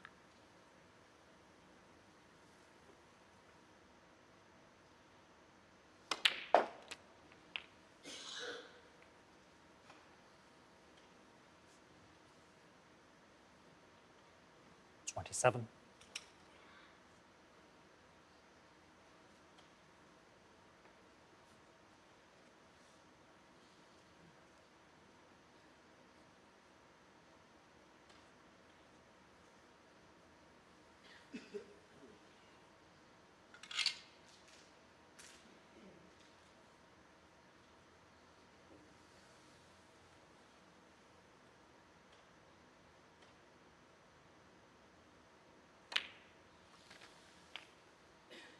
Yeah, so having just gently cannoned it, it's problem solved. And all things being equal, it should be 5-3 in the next 2 or 3 minutes. 35.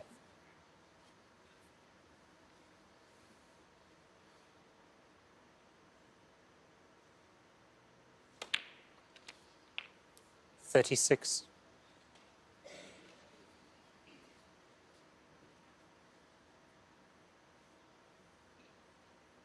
Yeah, that's why a couple of those early frames that Chris Wakelin didn't secure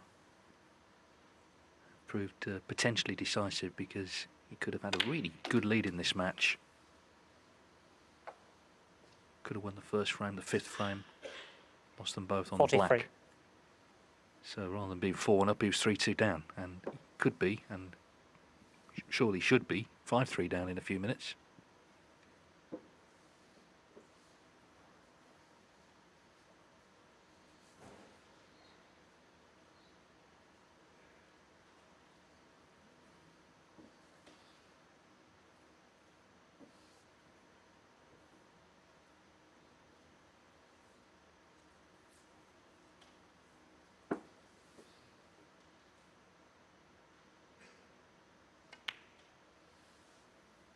We saw last year, didn't we, the Tour Championship in the final, he was being outplayed by Mark Selby, 8-5 down, and then suddenly turned it on, won the last 5 against one of the great match players.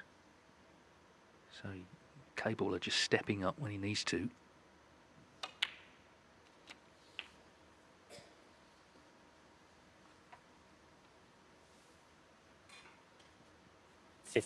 All off the missed black from Wakelin, which did look like it was a bad contact, certainly from his reaction. Of course, he did have various flukes in the first part of the match, so luck now maybe going against him.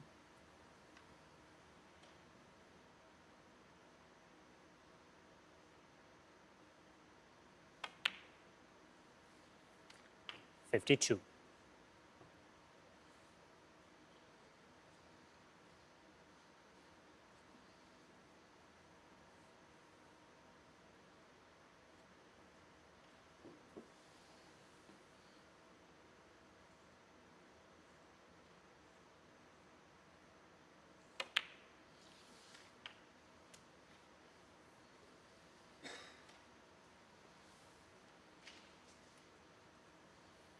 $59.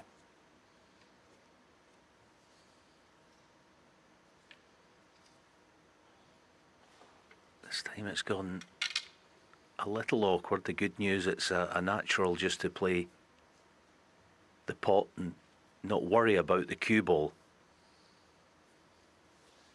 On and off cushion for black, the same pocket, and it's a bonus that you can reach it with the mini butt.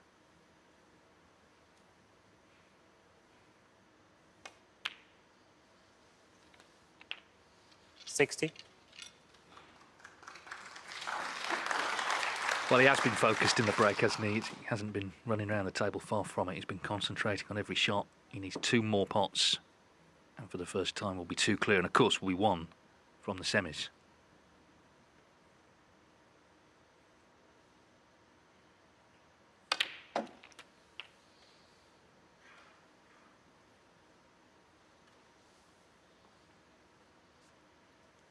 '67.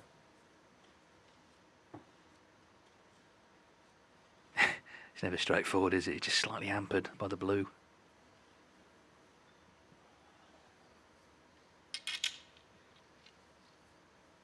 Having to get the rest out.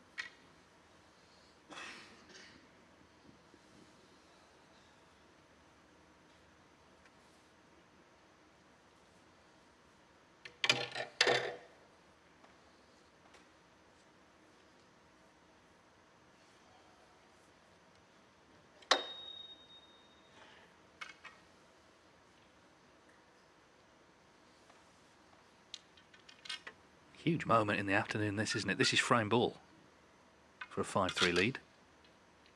He's already put the rest away once, now he's got it back out again. Extra length on the cue.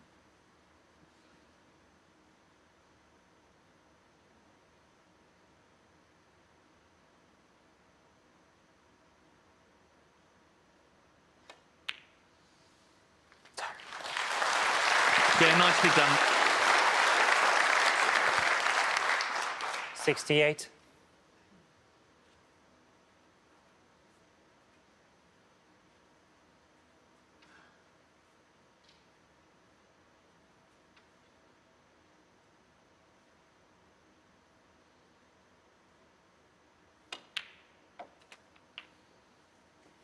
So, too many snookers needed. Chris Wakelin has just had to sit and watch this 75. and try and prepare himself. But the problem is Higgins has upped his level, hasn't he? Last couple of frames, he's made 2 really good breaks. 76. Of course, Wakelin missed the black, and then this was the split from John Higgins. I mean, this could not have been, from a snooker player's perspective, more beautiful sight.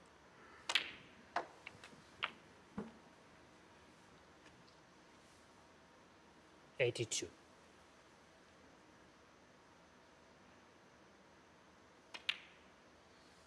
'83.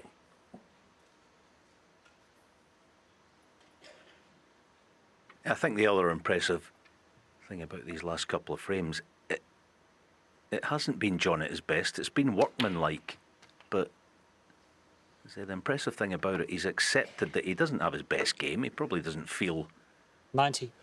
$1 million today. So, right, okay, get the basics right. Make sure your safety game's 91. watertight, which it pretty much always is, and try to keep it as simple as possible.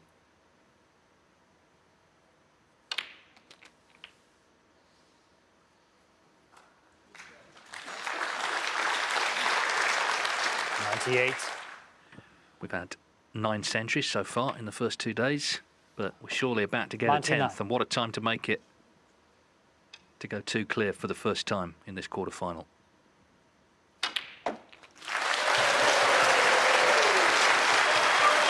Crowd really appreciated 106. this visit from one of the legends of the sport, still producing the goods when he needs to.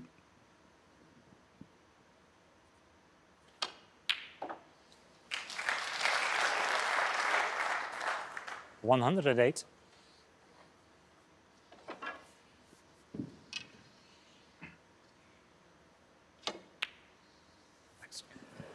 $108 from John Higgins, who has dominated.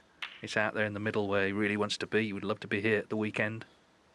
Let's not forget, he wasn't in this tournament initially because it was for the top 16 on the one-year list. He was 17th, but Ronnie O'Sullivan elected not to play. So John Higgins got in, and my word, he's making the most of it. Just made a century.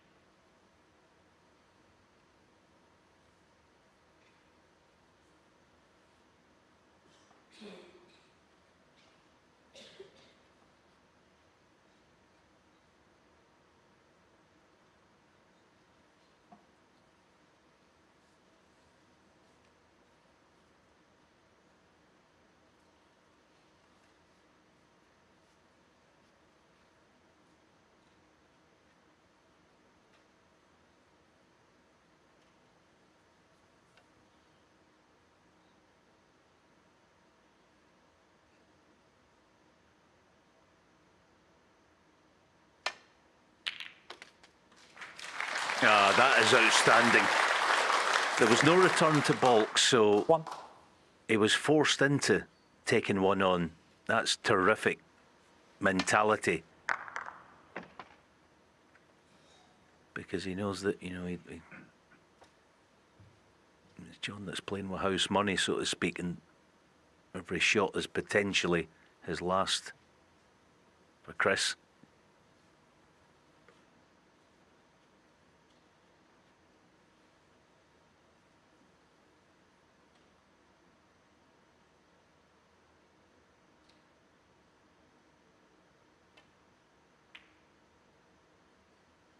I think as well because of his mentality that we know he has these days, he'll enjoy the fact that, in some ways, 6. you'd rather be 5-3 in front, obviously, but you'll think, right, okay, here's a massive challenge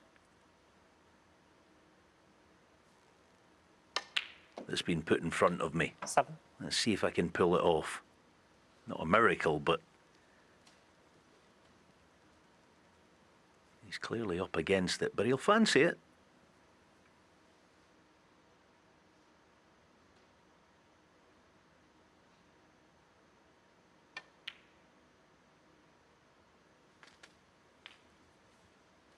Yeah, as I mentioned earlier, he finished off with 2 centuries against Xiao Guodong, and that, of course, that was to win 6-2. It was not in this position where he was trailing, but the quality is definitely in there. Chris Wakelin, he's not only a top player, he believes he's a top player, and the two have to go together.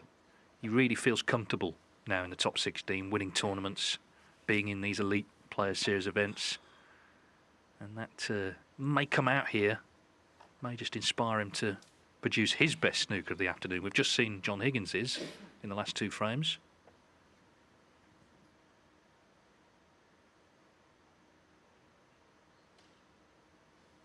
$13.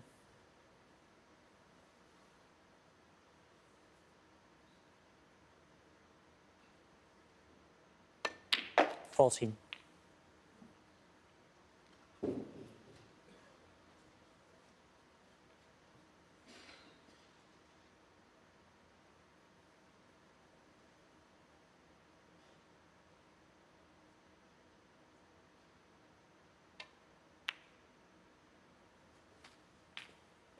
And it has been quite a fluent match. The average frame time, if you take out that 46-minute, that 5th frame, is actually 16 minutes, which is really 21. quick.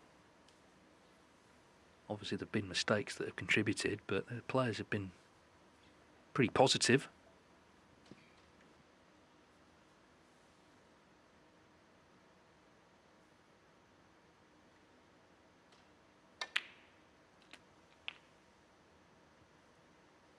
$22.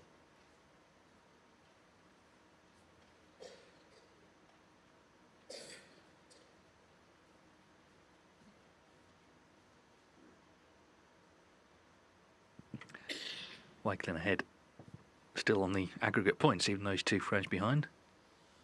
But of course, Higgins stole 2 on the black. They've made a big difference in this match, the 1st and the 5th. Got to be careful with pink and black if he plays the cannon. That's why he played it gently. Is he on the one to right centre? Because if not, it's end of break. 27.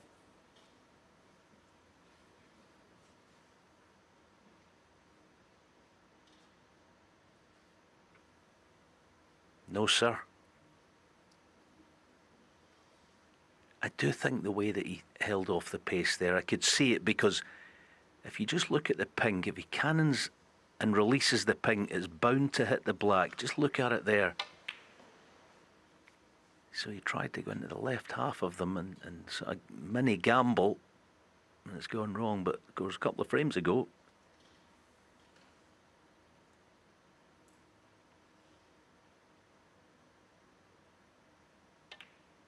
John, something similar, but what he did do was glue the cue ball to the baulk cushion 27. and keep the advantage, and Chris hasn't.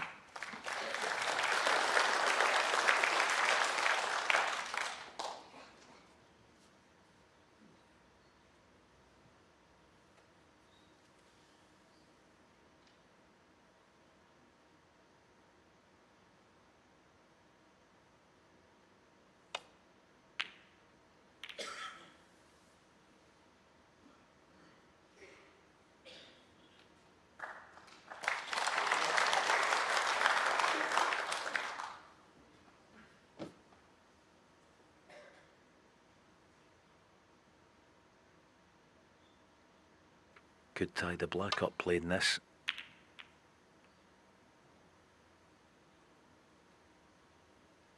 Yeah, John will be pleased to see that that's not the case.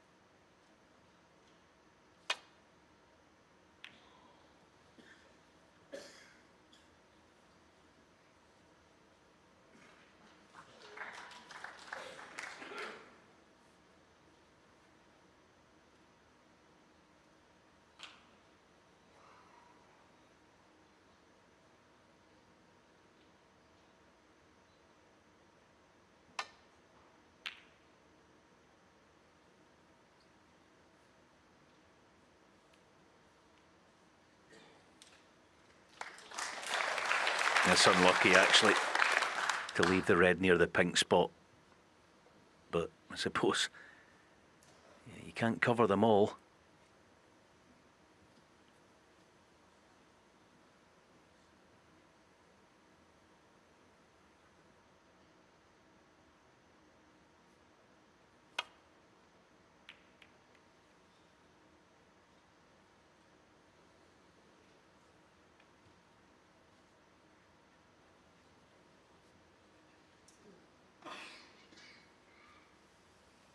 No hesitation, here we go, long red.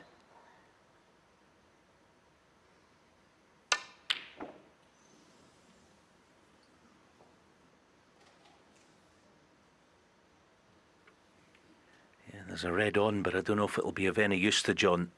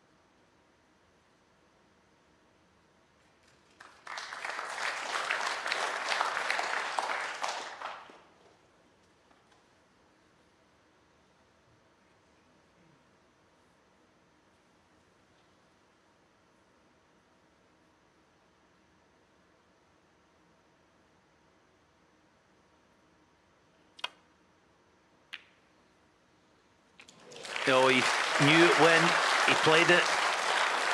And Chris is going to find himself in a heap of trouble again. One. The bramble. Yeah, he knows what's coming.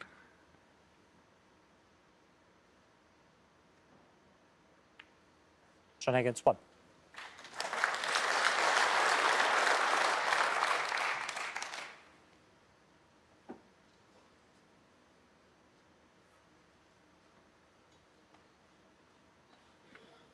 Yeah, he'll be thankful, Chris, that he does have a red near a cushion, but that doesn't mean it's easy to get to it.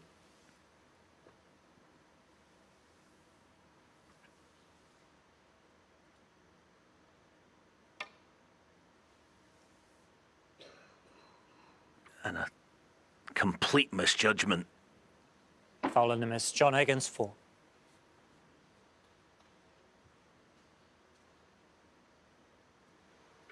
There's again, it went a wee bit square. He was, believe it or not, playing in the one near the black, but almost an example there. You lose your focus for a split second and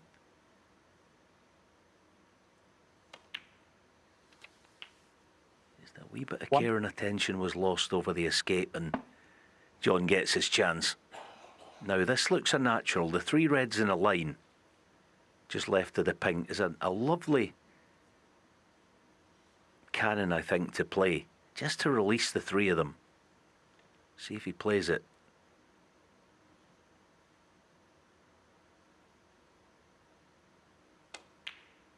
Yeah, just release them. And that's not terrible. 6.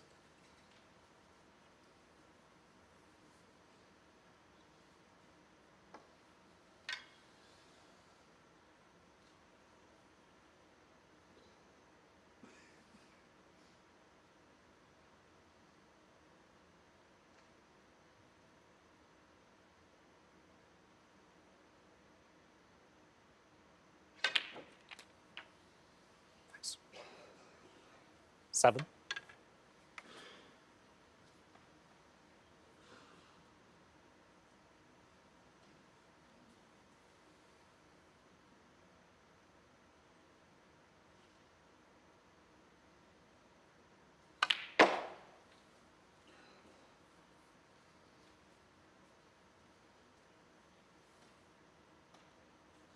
Twelve.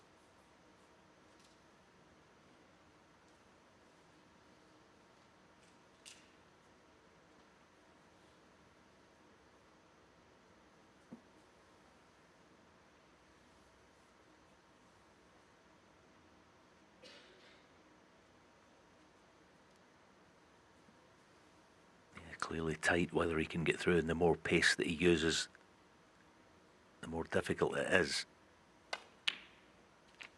Just about in. That'll do for now. 13.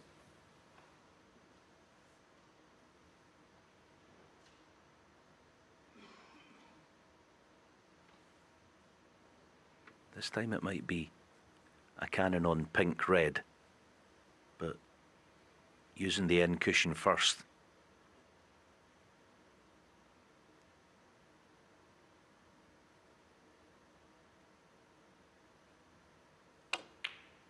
That's what he's played, and that's exactly what he's got. That was a beautiful little shot, but he it's somehow gone wrong. 18.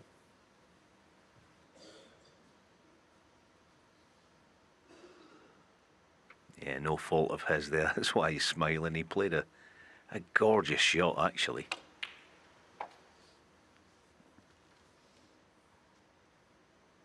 Yeah, he's disappointed, but again, the acceptance, okay, it's gone wrong. It's gone wrong, and I can't do anything about it, so let's try and get Wakelin back in trouble. Well, in fact, he's trying to cut the red in. John Higgins, 18.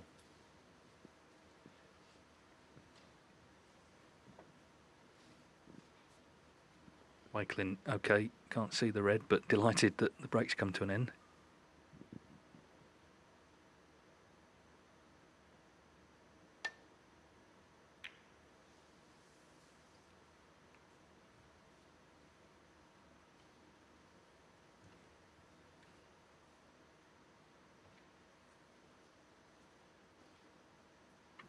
Here it is. This is potentially. I know there's there's an awful lot to do, but the red on the left, you're going to be playing that, and if you can find a prime piece of ball striking, the pink's waiting. This is a nasty one that will take top timing. 1. And he played it beautifully.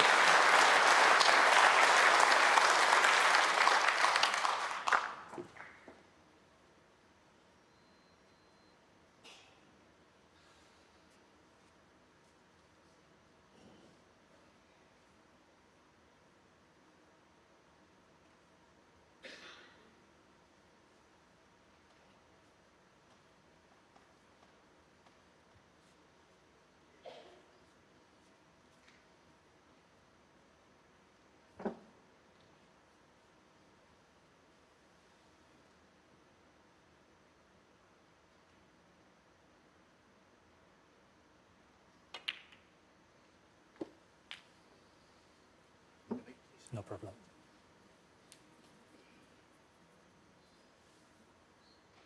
7. So it's another chance. Now he's got the pink on its spot as well, which will help. to reach ranking semi-final number 91.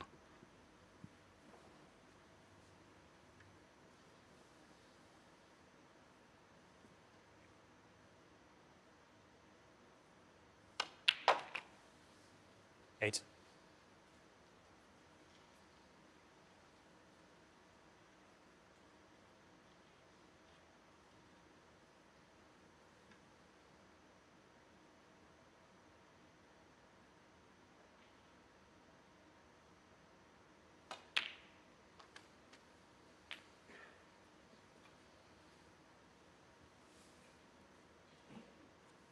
Form 14. comes and goes, and some days it's not there, some days it's a struggle, but players like John Higgins, they don't stop being great competitors.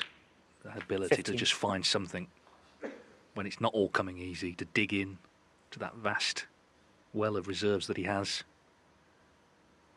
We've seen it in the early part of the match. To get to 2-2 at the interval felt like a result. We've certainly seen it since the interval.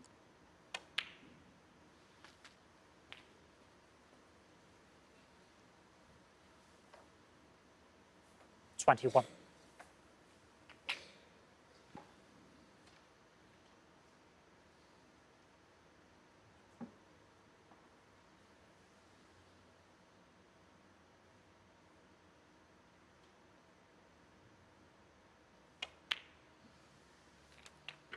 Yeah. 22. So I'll just put up a little line here that John, I think, is going to have to gamble with to release at least one of the difficult reds. Let's see. Yeah, that's the play. So one would be good enough. 28. One red that is in the open. It's a mini gamble, but a calculated one. And this might, well, this is almost certainly Chris Wakelin's last hope. That it somehow doesn't go the way John wants it to.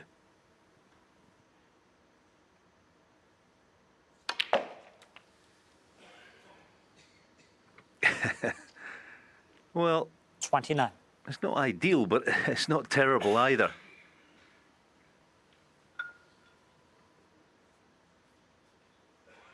It's one of those, he's not gone wrong, he's not entirely gone right either, but he's still in business. It's now about trying to get on this penultimate red.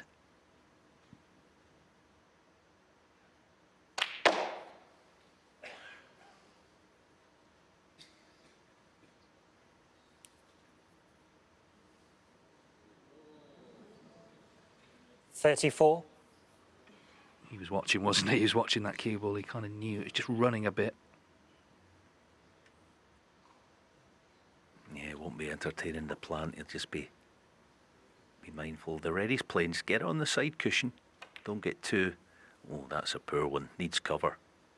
John Higgins. That's not exactly what he 34. had in mind, but that will do nicely.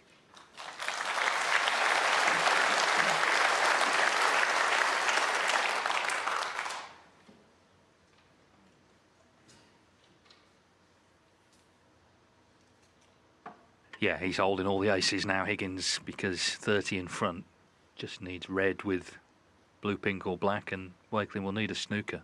All the pressure's on the shoulders of the man coming to the table for what could be his last shot.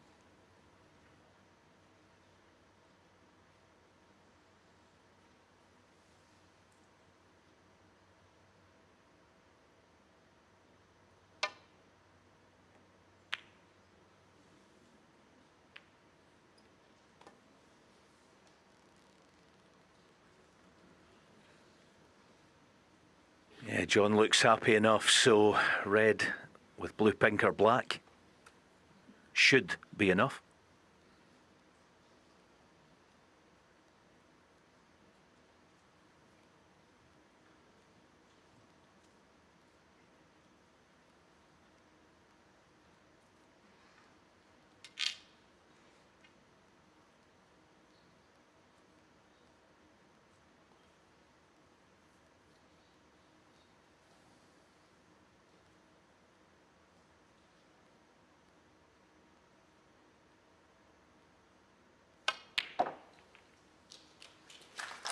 1.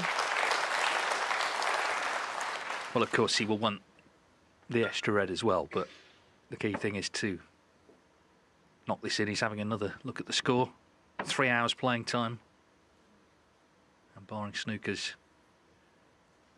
the blue is match ball.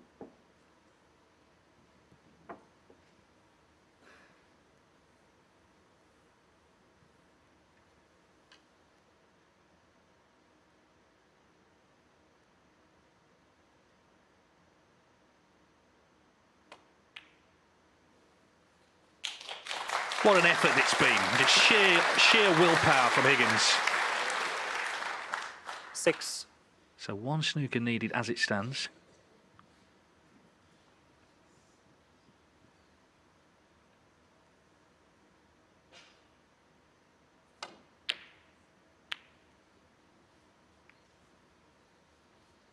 John Higgins, 6.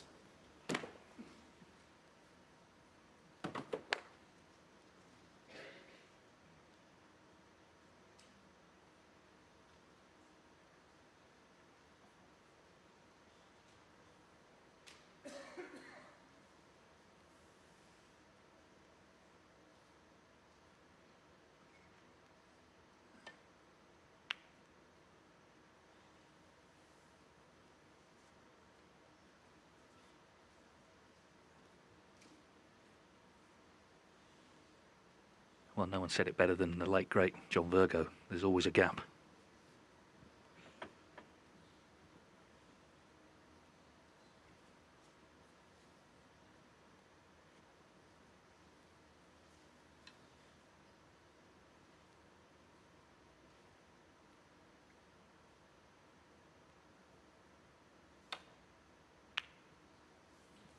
But the red's not in. Yes, and I don't know if alarm bells will be ringing, but Chris will be going red, pink or black, and then pot yellow in behind green. John will expect to, the next time he comes out his chair, be tight in behind that brown. 1.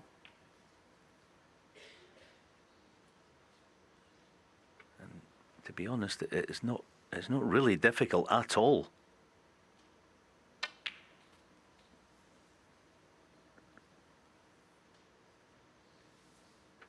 It's almost 8. a question here of, yeah, Chris just going round to sort of think about where will I put the green to make it as difficult as possible for John to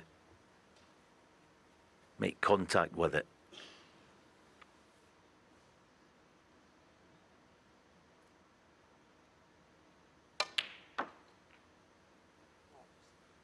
And he's made a complete 10. mess of it. Dear, dear, dear.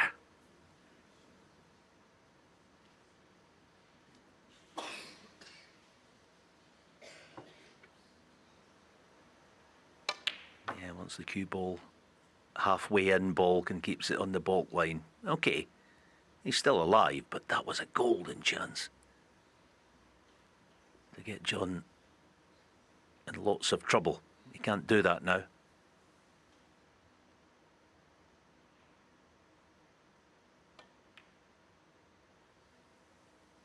Chris Wakelin, 10.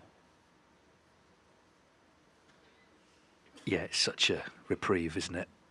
For Higgins, who would have expected to be in something much tougher.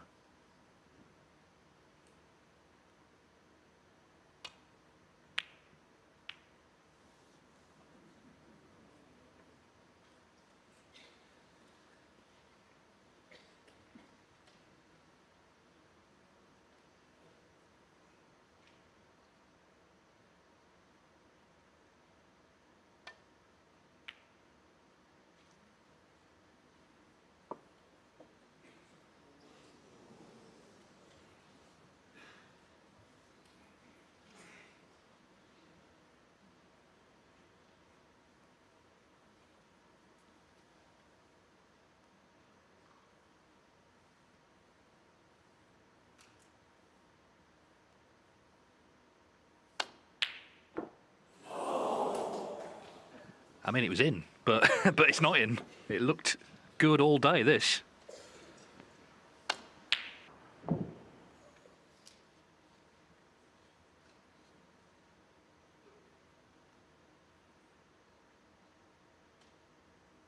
Wakelin hanging on by his fingernails.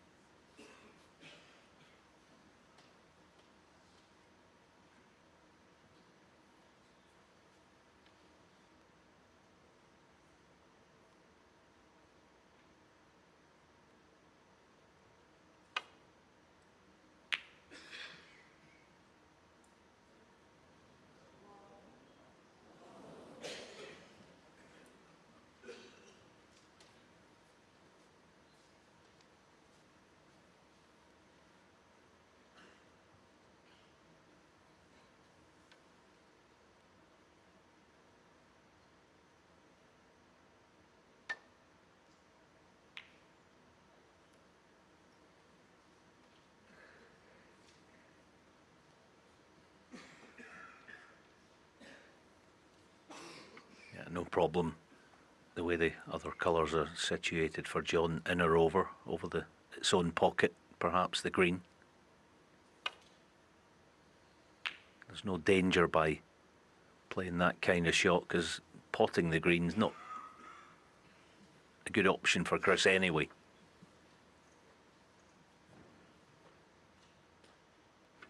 What he's going to have to do, Chris, that is, just bide his time, keep the frame alive until he gets a squeak at getting in behind the black with a cue ball. That's well played.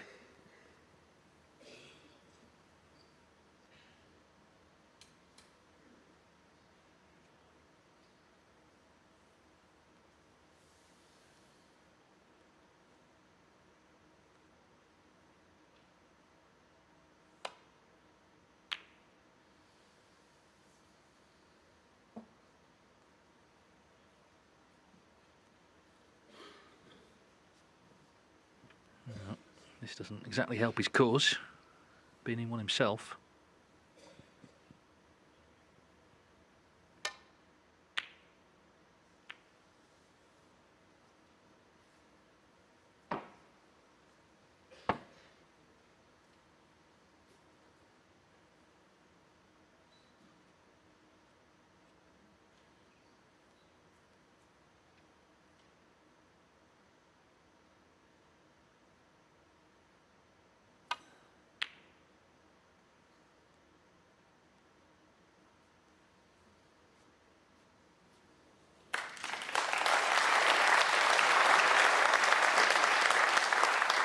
Remember, it's Chris who needs the snooker.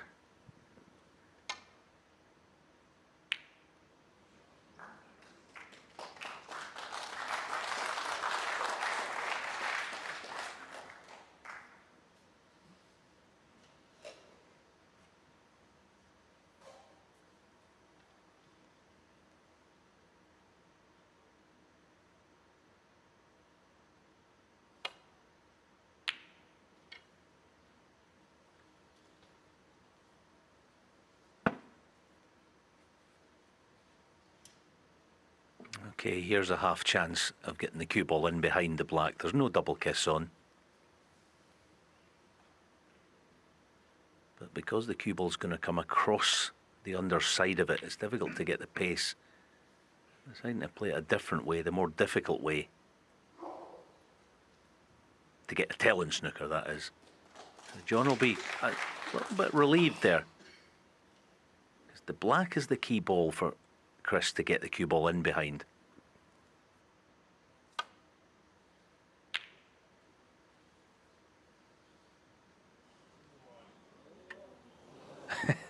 The green keeps threatening to drop, which surely would end the match.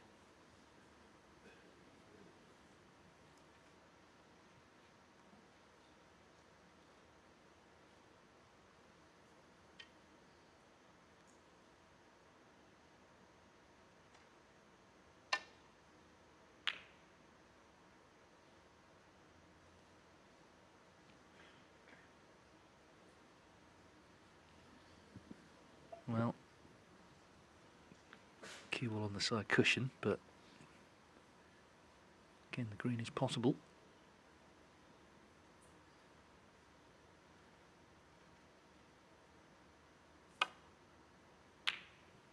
Granite though.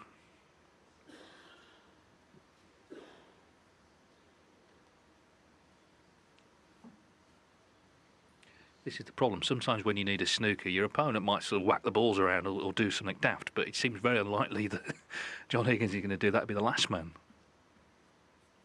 Him and Mark Selberg gets to be the last two to do that.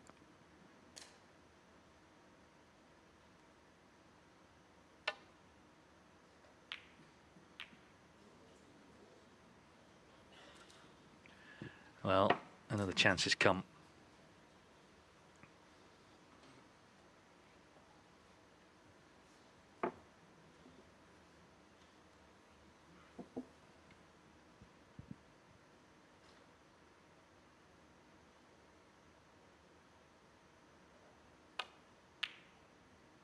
But still, the green refuses to drop.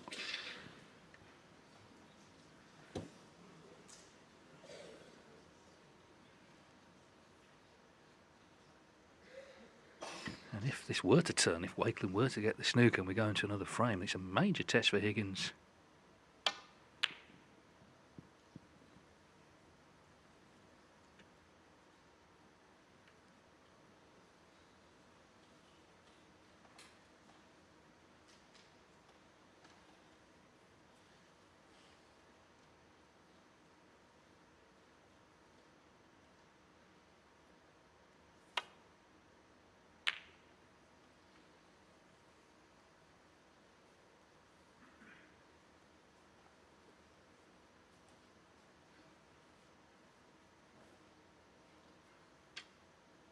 Well, it's another snooker from Higgins.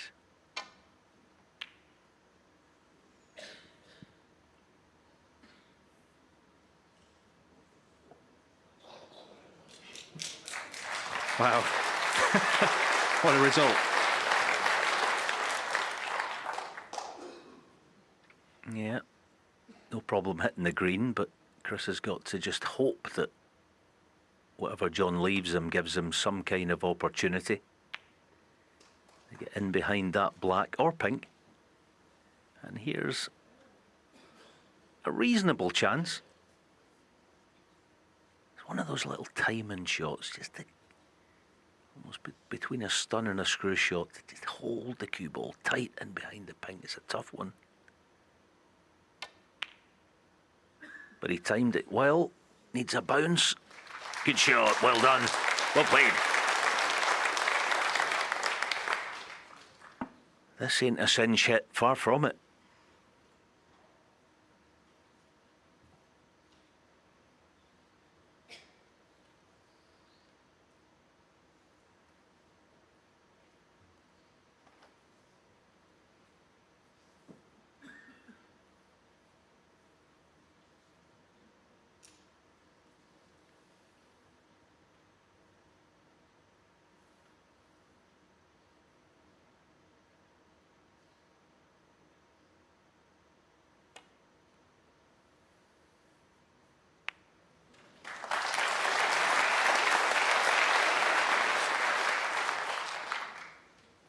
This is the problem, isn't it? I mean, it was a good snooker, but he's going to have to lay another one if he is to get the penalty points.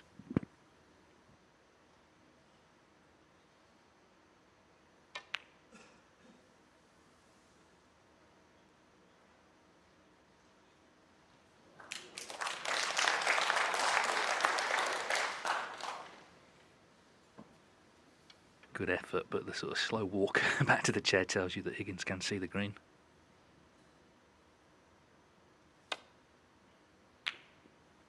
Where's the pink? Dear, dear, dear. Well, it's funny when you're in the position that John is, and you play a shot where you put any pace and you send the green on a journey, that the rest of the balls on the table almost get sucked into a pocket, or they try to. But the pink has gone in a nice position for Chris.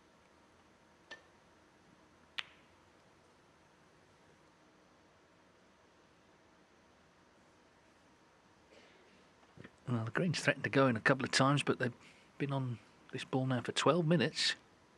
Wakelin trying to get this snooker successfully laid.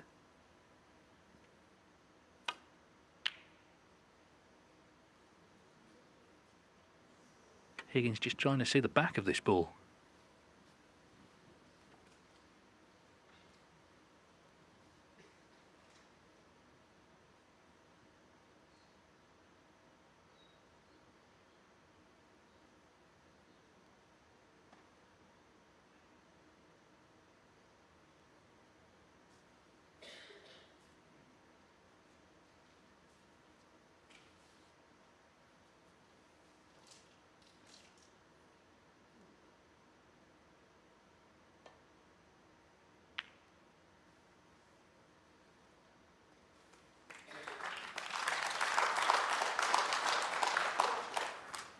Terrific effort, and this is more difficult to hit than the previous one.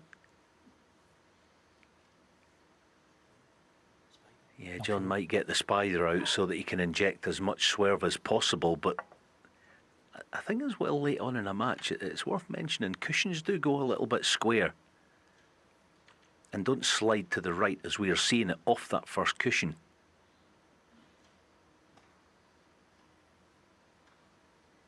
Which obviously doesn't help John. So it's going to be something similar to last time round. 2 cushions. This time he'll be playing it with pace because there's no free ball on playing it that way.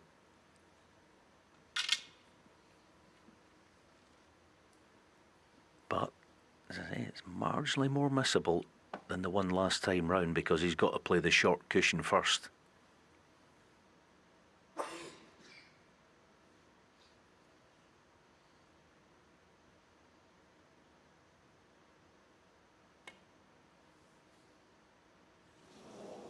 Foul.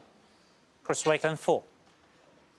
So there we go. Chris Wakelin has got the penalty points and can now win the frame. What an effort from him this has been. Herculean, really. And now the prospect of the match continuing into another frame, at least one more.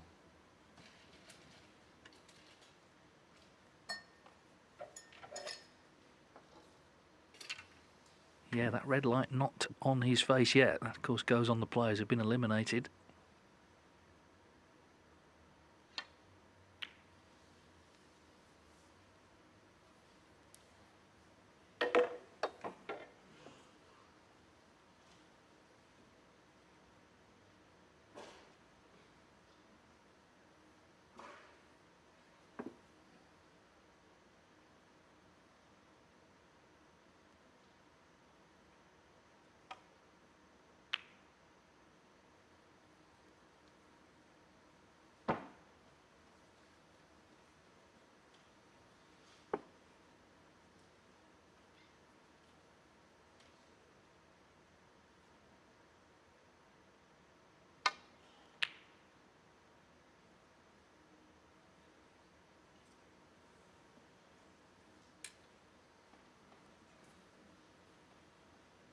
Well, it's another one of these greens that is not guaranteed by any means. He's had a couple of pokes already at trying to pot it.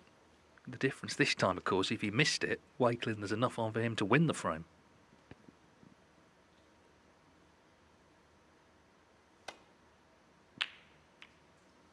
Ooh. Nearly went in off. More eyes on the green, though, which has run to the cushion.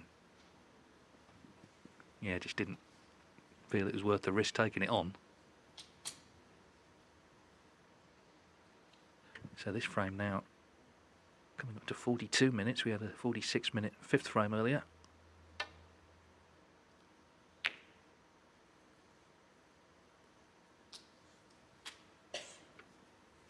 Yeah, here's a chance now for John. Aided, of course, by the fact that the pink is largely out of commission. It just eases a wee bit of pressure on John's shoulders.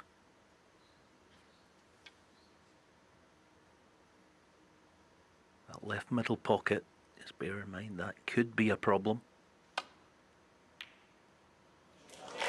And it goes. Break. But it's not over yet because we're back to one snooker needed. 25 in it, 22 on.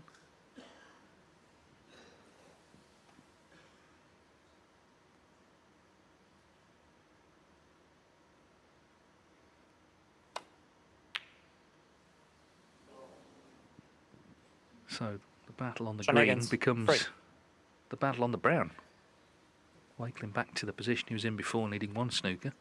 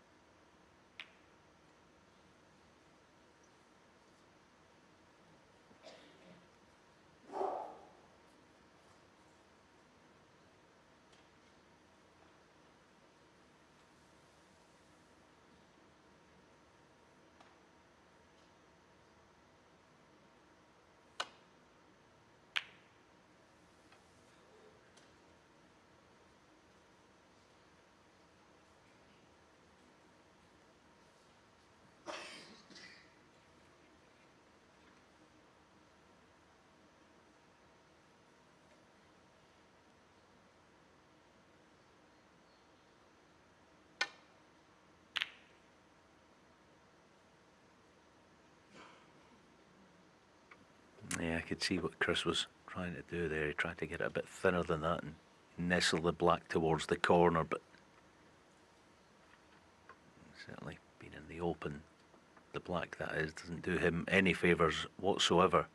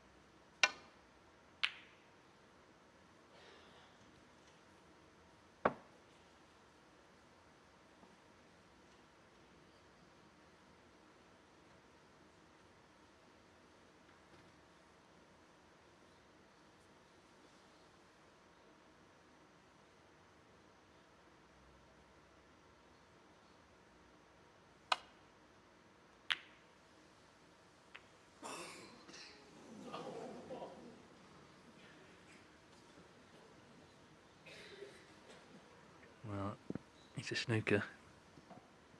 So again, it's not just hitting the brown, it's not leaving it on.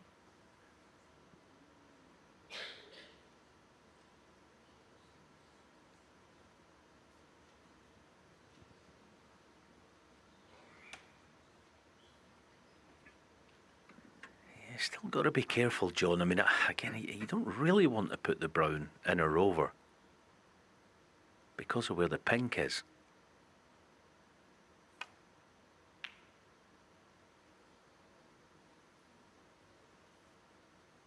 Yeah, you know, if John was to nestle the brown over a pocket, then Chris pots it, gets anywhere near the blue, and the Pink's not that difficult to get in behind.